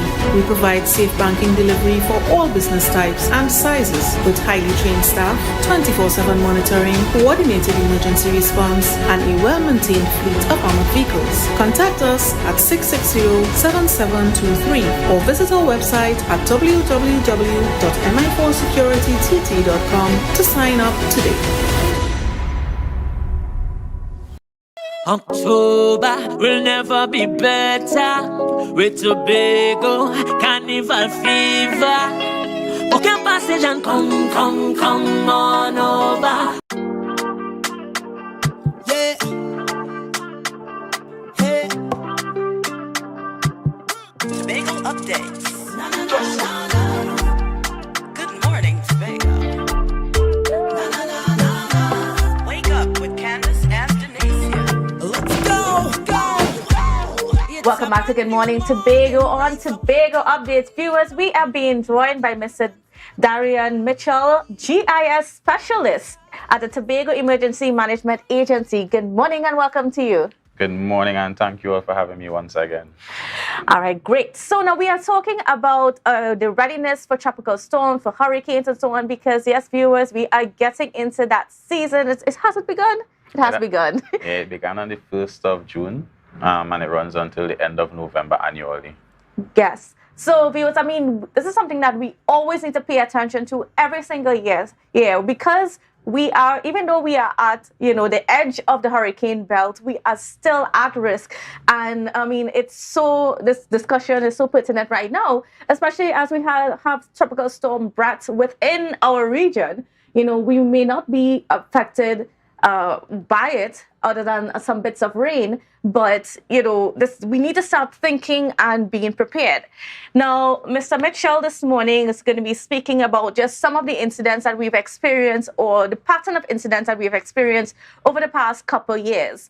And so take it away. All right, so what we realized is that the resilience on the island would have decreased slightly throughout the past years. 2021, we saw that we had 447 reports. That is throughout the entire year, primarily during the hurricane season or the ending of the rainy season, September, October. 2022, when we had that adverse weather, when everybody was out in Burna Boy, we actually received 1,125 reports, which should have been a 151% increase between 2021 to 2022. Now, what we want to do is encourage persons to start building their resilience within their homes, opposed to just waiting for someone to come and do something. So if you're living in a flood-susceptible area, start doing some trenching, redirecting the water course. If you're living somewhere that is susceptible to landslides, walk around your home, evaluate your home, see the types of trees, if they're looking like they'll probably fall down, if there are strong winds. All of these things we can do to decrease the amount of impact that we would receive if we were to receive a storm. Now, with Brett being out so early, this is very rare that we have so much activity within the Atlantic at this time of the year. It usually comes September, October, later on in the year. Now, if you all are paying attention, you see there's Tropical Storm Brett, a newly formed tropical depression, which was AL93, and behind that we still have a tropical disturbance that is more southward. So the Met Service will be looking at that as well, because of how south it is, it actually has the ability to impact us if it maintains and continues. So we really want to encourage persons to be as informed as possible and prepared. Now, I want the director to put up some. Okay, so this is just an idea of what Darian was speaking about in terms of just the weather patterns that are on your way, right? We're seeing Tropical Storm Brett and the other two just right there. So viewers, you need to pay attention to what's going on. Now, if we look at the other picture in regards to the incident report, right? I want to go to the map. Right. So I want to spend some time speaking about this, because this is extremely important for our viewers to take note of. And this is like the incident data for 2021? Yeah, this would have been 2021. So areas in red would have been those that received the most amount of reports. And what kind of reports did they see in that Moriah? We see in Moriah and Scarborough. Right. So based on so these are two differently topographic areas, right? So Moriah, because of the elevation, they would have received more landslides, fallen trees. Scarborough, however, Friendsfield, etc., would have received a lot of flooding, right? So areas such as Moriah, Mason Hall, and these elevated areas are more susceptible to landslides, and the areas such as the Southwest and Scarborough, they are more susceptible to flooding. All right, so if you could go back to the map, well, I just want to, because I want to talk a bit about the different areas that are at risk, right? Because is this a pattern? You mentioned the landslides and stuff like that for Moriah. Is this a pattern? Is this something that happens every year? Similar incidents that happen every year in these areas? Yes, based on the data elevation model, the susceptibility map that I would have produced, as well as combining it with previous reports, we saw that these are the areas that are highly susceptible to certain activities. So if we had the susceptibility map, we would have seen that Moriah is red, Mason Hall is red, Castara, that whole north side is red because of the elevation and how they have the roads. They don't really have much retaining walls going up there, so it's a lot of bush and forestry. So that would increase the ability or the risk of having more landslides as well as fallen trees blocking the roadways. Now, what's interesting is that, for 2021, we see in areas like Charlottesville and so on, their risk was low. They didn't have that many incidents. I mean, and we know traditionally those areas are can be quite susceptible because of how far north it is latitudinal-wise. What we saw with Charlottesville is the village itself was not badly off, but the roadways, so like Hermitage, Campbellton, and coming around here, Pin Curve, those were the areas that would have received the most, let's say, boulders coming down, fallen trees blocking the roadways. But in terms of residential impact, their level was very low within that time frame. There were 1 and 2 residential landslides and 1 and 2 block roads. But within the community itself, they were really self-sustained and they can handle themselves. So their resilience is pretty strong within there. But if it comes to the road being completely blocked, then we would go and assist them as much as possible. So their incidents would have been very low. What about in terms of, how people could pay attention to what's happening within their space, to know when to be at home or how to move, what they should be concerned about when we have an adverse weather warning? Okay, if you could just pull back up the map with the hurricane. But while he does that, right, so this is one of the maps I would have created. So I created this. If you look to the left of the screen, it will show you general weather for Scarborough as well as Piarco. Now you see there are 6 watches / warnings out right now, and they will show you where the watches and warnings are right now, and 2 active cyclones or potential cyclones out there. So you can see where Brett is, you can see the projected path, and you can see where the other depression is and the projected path. Now, why I did this, it's to kind of give persons an idea as to how to be prepared, because sometimes you may say, all right, there's a tropical storm outside, but it does not mean that it's directly going to affect us. So a lot of persons now just hear tropical storm, and then when it passes, they say, but no storm and come, no rain and fall, because they're not really paying attention. So we encourage persons to stay informed. So I did an interactive map that will give persons a better idea or understanding. So when you zoom in, you'll be able to see where you are and to see if the storm will be passing directly over us. We also encourage persons to create an emergency plan and have a grab-and-go bag. Reason being, in times of panic, you will start forgetting stuff. Now, if you have a grab-and-go bag, you literally grab and go if you have to evacuate. Have an evacuation plan. What should we have in that grab-and-go bag? No, in that grab-and-go bag, firstly, water. One of the most important and essential things to life. Some non-perishable food items, change of clothes, medication. If you are taking any type of medication, have some standby medication within that bag. Petty cash, maybe a $200, $300. One form of ID if possible. And basic things like toiletries, etc. So wherever you have to evacuate, you can be comfortable within that space. Mm-hmm. And what are the other tips that we should keep in mind? Besides staying informed, as well as having a grab-and-go bag, have an evacuation plan or a communication plan with your family. So in the adverse event that, let's say, God forbid, an earthquake strikes, you all would know where the meeting point or the assembly point is, because if there is an earthquake that is strong enough, communications will go down. Phone lines will be jammed, internet may go down, and you have no means of communicating with your family. Now, if you have a plan, and you say, okay, if XYZ happens, we're meeting at the Cuddler Hall Community Center, which is an emergency shelter, we would go to that location and meet up.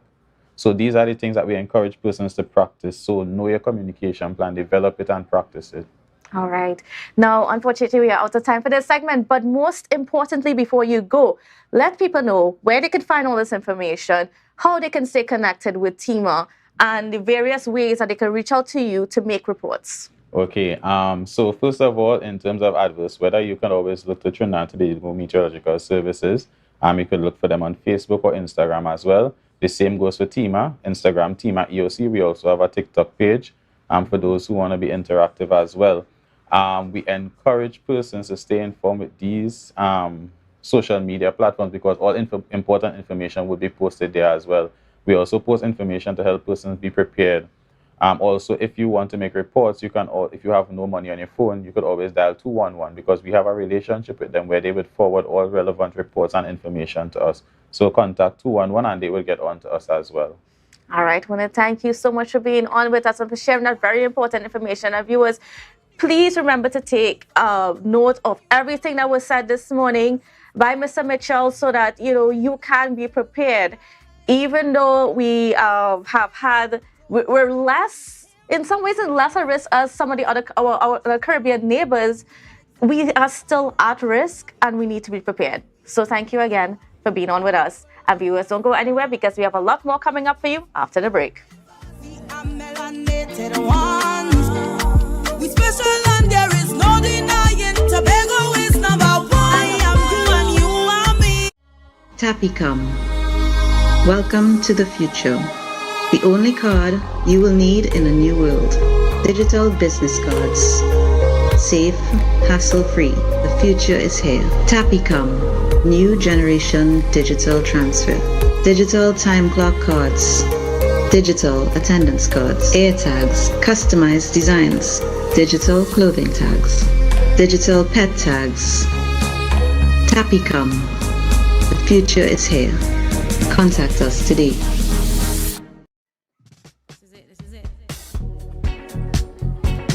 Excel Spa by Haley, where our highly trained staff are ready to deliver the top-class services in facial massages, waxing, nail enhancement and body treatment. We are ideally located at Coco Avenue, Switzerland, Tobago. You can find us on Instagram, Facebook, TripAdvisor, or you can call us on 730-0149. Excel Spa by Haley. Relax, renew, and rejuvenate. You can now get whatever you need whenever you need it anywhere in Tobago with Tapago. Your meals, medication, groceries, and shopping all delivered directly to you. No more hassle, no more stress. Get the Tapago app today on Google Play or Apple App Store. That's TAPPOGO and let us deliver to you. Check our website at www.tapogo.app or call the experts at 494-TOGO and 484-4746. Tapago. Relax. We will get it to you. Tapago's at your service. The best place to stay in Tobago is at Thorn's Place with rates starting as low as 200 TT. Call or WhatsApp 745-7306 or 682-8676. We are located uptown Scarborough, 5 minutes away from the port. Remember, at Thorn's Place, our aim is to make your stay safe and affordable. Right now, Tobagonians are just currying down to Bonaccord, right in Stobie Local Road. You know why? To come down and shop at Authentic Builders General Hardware, the only hardware store in Tobago that is giving you guys Trinidad prices. So for instance, such as steel, 1/2 inch and 5/8, $7,895. 5/8 construction ply for $260. Every single thing that you will need to do your home renovation or start your new construction, we have it right here. And to get your quotation, it's very easy. Just WhatsApp us at 272-1990 and we will do your free WhatsApp quotation for you.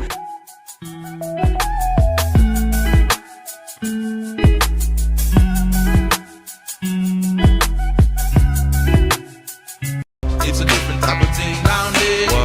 And we party till we drop down there. With a lot of pretty girls down there. Down in Tobago. Yeah. Hey. Tobago updates. Welcome back to Good Morning Tobago. On Tobago Updates, viewers, we are being joined on set by Mr. Darian Fraser, Outreach Officer of Adopter River TNT with WASA. Good morning and welcome to you, sir. How are you doing? Good morning. I'm fine, thanks. And you?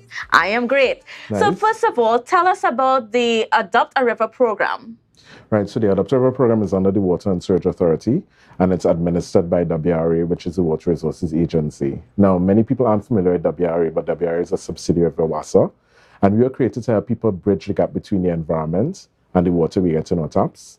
right? We establish environmental programs and projects to help rehabilitate watersheds as well as augment the supply in water-strapped communities. Okay, great. And then there is a stakeholder consultation coming up this afternoon. Yes, so that's at the Scarborough Library facility, the Anne Mitchell Gift Auditorium to be exact. It starts at 6. We have 4 speakers, inclusive of Darren Henry of the Department of Natural Resources and Forestry, some officials from the Water and Sewage Authority based in Tobago, as well as TEMA. So you heard Darian Mitchell spoke about TEMA and the important work that they do. So we also have people from TEMA being at our consultation this afternoon to answer people's questions. Now it's the hurricane and rainy seasons, so we need to be informed. Now, what are you hoping to achieve out of this stakeholder consultation? Right, so we're trying to get people to understand the importance of taking care of the environment. In my normal travels, I work in Trinidad and Tobago. So when I talk to people throughout the country, I'd ask them, name 3 rivers in Trinidad or Tobago. And then they would be like, okay, give me a while. You know, so they have no idea. You'd have to jog their memories, say, okay, well, even like you're going to Plymouth, do you drive over a bridge? Do you know what river passes under that bridge? That sort of thing. So we need to realize the importance of taking care of rivers. We need to realize that 60% of our water in Trinidad and Tobago that we get, potable water in our taps, comes from rivers, right? As I said before, we want to apprise people of what is going on in terms of being prepared for disasters. We also want people to come out and ask their questions because WASA personnel will be there on hand to answer people that have things about water quality, their water supply. That is important. People don't understand, all right, why at times their water might be coming out the way they want it to come out and that sort of thing. And that is, I get that a lot. Right? So as you're here, let's get into that. Okay. You know, okay, why is it sometimes that we have so much chlorine in the water? Okay, so chlorine is basically a chemical that purifies your water in a sense. So at times, of course, when we know people are in quote-unquote desperate need of water, we would kind of have shorten the process in terms of, all right, well, instead of having the water settle, we would put it into the network. So you just get that little bit of chlorine coming in. When I was younger, my grandparents and even parents would say, all right, well, leave it in the glass or the bucket and the chlorine will fizzle out, right? In contact with air, it evaporates. So it's nothing bad, right? So that's so is it safe for consumption? Because, you know, a lot of people are worried. And then that's why, for instance, the bottled water industry is so lucrative. Right, so all water, and I'm not paid to say this, right? You can look it up online, but WASA's water is WHO accepted. It reaches WHO standards. I mean, we are signatory to WHO, and we have some of the cleanest, safest water in the world, right? So with regards to chlorine, I mean, if there was, everything has its toxicity level. If you drink too much water, that could kill you, and that's a real fact, right? So the chlorine, like I said, is used to purify the water. Just let it fizzle out. It's not that you are getting high levels of chlorine to cause bodily harm. It's not like that, yeah. Tell me about, you know, like the health right now of like the Hills Road Dam and those places where you are getting the water from. Are you seeing a change in the water quality from the natural source?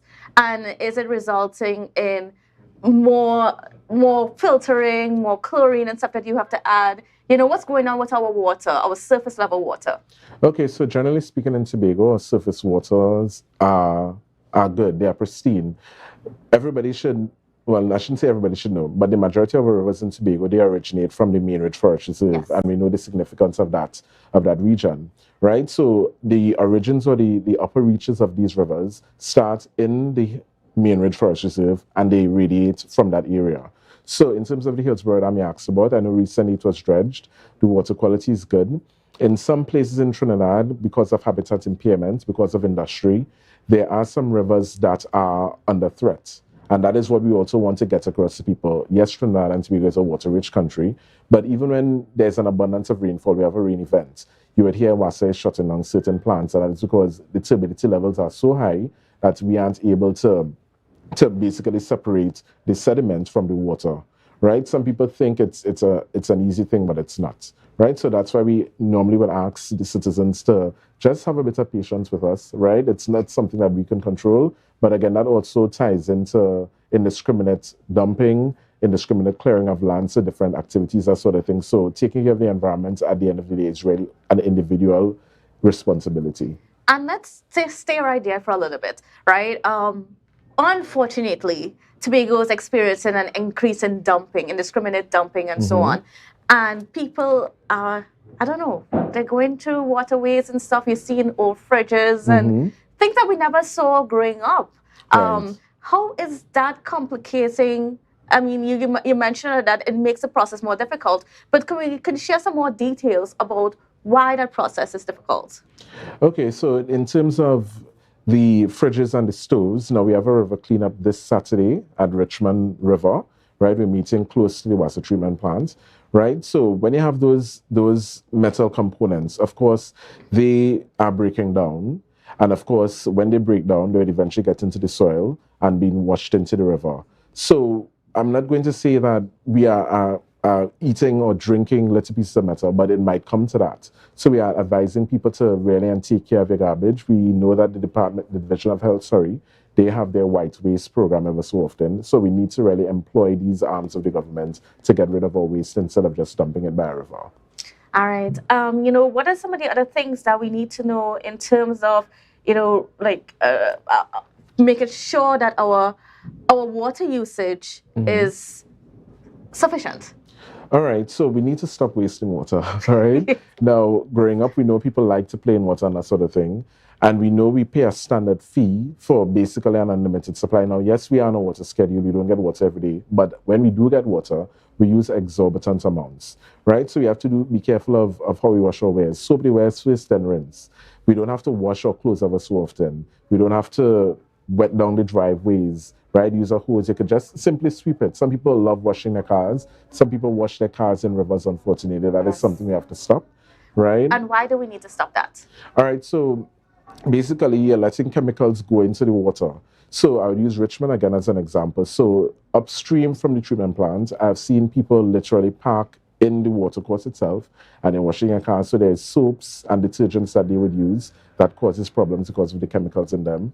And of course, depending on the age of the car might be leaking fuel, it might be leaking coolant, it might be leaking oil. So all of those things eventually go down to the treatment plant for WASA to deal with, then to send out through the distribution system. So yeah. All right. And what are some of the other things that you're seeing happening or changing within our culture that is also affecting our water courses? Okay, so dumping is increasing. And so growing up as a child, we had all these, there was Captain Planet, I don't know if you remember that. Yes, Captain Planet. There are lots of initiatives locally that Ring people power. There are lots of initiatives that we were aware of that told us, all right, well, we need to take care of the environment. But I guess as the generation changes, I don't know how many people still climb trees or go to a park just to relax, that sort of thing. We are losing touch with nature. And I think that is what we need to get back to. We live an instant life, I would say. So if we're driving and we have a box of chicken and we're eating it, we'd throw it out the window, that sort of thing. Because we are seeing about ourselves. We want to be in a clean space or personal space. When it comes to anything outside of that, then we have disregard for that. So we need to change that mindset. Now, I know a lot of people often accuse WASA of whenever there is a heavy rainfall, we don't have any enough retention ponds to hold the water that naturally comes down on us, right. And have it there on reserve for the dry season when water naturally is of shorter supply. Could you give us any perspectives on that and on that complaint that we hear from our public all the time? Okay, so the thing about it is Trinidad and Tobago, yes, we are a water-rich country, but you remember, was that in April or May, we had 2 days of heavy rainfall, and that 2 days, it was so much rainfall, they said it should have taken a month. So we're getting, because of climate change, and we're all aware of this, climate change is causing issues. Rain isn't falling as it used to. It's not falling one way it's supposed to. And two, we are experiencing short, intense bursts of rain. So nature in itself, the land isn't able to cope with the amount of rainfall that we're getting. And of course, again, humans, we are building where we're not supposed to build. We are eroding rivers, changing the courses of rivers, basically modifying the land to suit our needs, and that is causing problems. So it's a multiplicity of things that we experience, and we as humans, again, need to realize that we need to change what is going on. What about runoff? And I know that's a concern because, oftentimes we build our houses, you have your drains and so on set up, and all the wastewater sometimes go into just a drain, and you don't think about where it ends up, but it eventually ends up in the sea, or it might end up in the river. Exactly. How much is that complicating the quality of our water? All right, it is complicating it. One litmus test I say people could use is if you go to, let's say, a river and you recognize there's algal blooms in the water, then that is from fertilizers. It's also from soaps and detergents. So the same nitrates, phosphates that you get in those soaps, it's the same chemical compounds found in those fertilizers. So you're basically feeding the moss, as we would commonly call it, to grow. So that is one major indicator.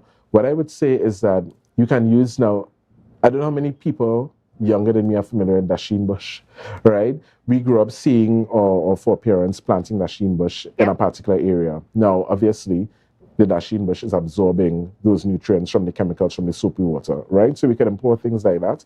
We can actually collect that water and wet our lawns, wet our household plants. It's fine. So it takes, even like recycling, it takes a bit of discipline, but once you get the ball rolling, it becomes easier. So we just need to find ways of dealing with that. Do you think people care enough? No. No, we don't. We take a lot of things for granted. As I said, we don't know where water comes from. At the end of the day, we need to turn on the tap and water should be coming out. I don't care where it comes from because that is a service I'm paying for, but we really and truly need to take stock. I mean, nature provides us with so many things and we need to start taking care of nature. One of the criticisms that comes the way of WASA is that, we emphasize so much on controlling how much water people receive, but not so much on making sure the leaks stop. Right. So, interestingly enough, I had a conversation many years ago where someone told me, okay, well, they could waste water because WASA has many leaks, right? And I'm like, well, two wrongs don't make a right, WASA is a company and it has its issues. It's not perfect, that is true. But it is slowly and surely rectifying those leaks. Now, looking for leaks isn't as easy as people think it is, right? So remember, WASA has been out since the 1960s. We have H infrastructure, and we're trying to deal with those issues. So we would say, try as best as you can to conserve water, because at the end of the day, WASA is providing you with a service. WASA doesn't need the water, it's we need the water, so we need to start conserving it. All right, and as we're getting ready to wrap up this conversation, going back to the Adopt a River program and that consultation that's happening this afternoon. Yes. Right, so the consultation this evening, 6 p.m., Scarborough Library Facility and Mitchell Gift Auditorium to be exact, right? You can hit us up on Facebook. We have a YouTube channel as well as Instagram. We have a website, adoptorivertt.com. And of course, as I said, we have the river cleanup in Richmond this Saturday at 9. But again, once a lot of us are on social media, you can send us a message. And I want to implore Tobagonians, we have a River Speak spoken word competition coming up. The deadline is the 21st of July. So please log on and get the information and participate. All right, great. I want to thank you so much, Mr. Fraser, for being on with us and giving us that information. And viewers, if you are interested and want to see how you can help in terms of protecting our rivers and water courses and making sure they stay clean, because of course, if they stay clean, then we can ingest clean water. It's all to the benefit of us. Yes, definitely. Thanks for having me as well. All right, great. Well, viewers, that's how we're going to wrap our show this morning. But before I go, I have to talk about our roadshow that's coming up, the Tobago Updates Television Roadshow, because why? We are a television station. Now, you can view us on Channel 102 on Amplia. And if you want to hear more, if you want to be part of the excitement, because we want to see you out with us on the road tomorrow. So we're going to be in Scarborough just for a little bit at around 2:30. And we're going to be going around and heading up to the countryside, because we've noticed that some of our loyal viewers are up on the eastern end of the island. And we want to thank you so much for supporting us from the time that we started in October 2021. I'm forgetting what year I'm in right now, but that's okay. Viewers, I just want to thank you. So be a part of the motorcade that's happening and be part of the exciting move that we are making to being a television station as we continue to bring Tobago to the world. All right, so thank you again. And viewers, we would see you tomorrow.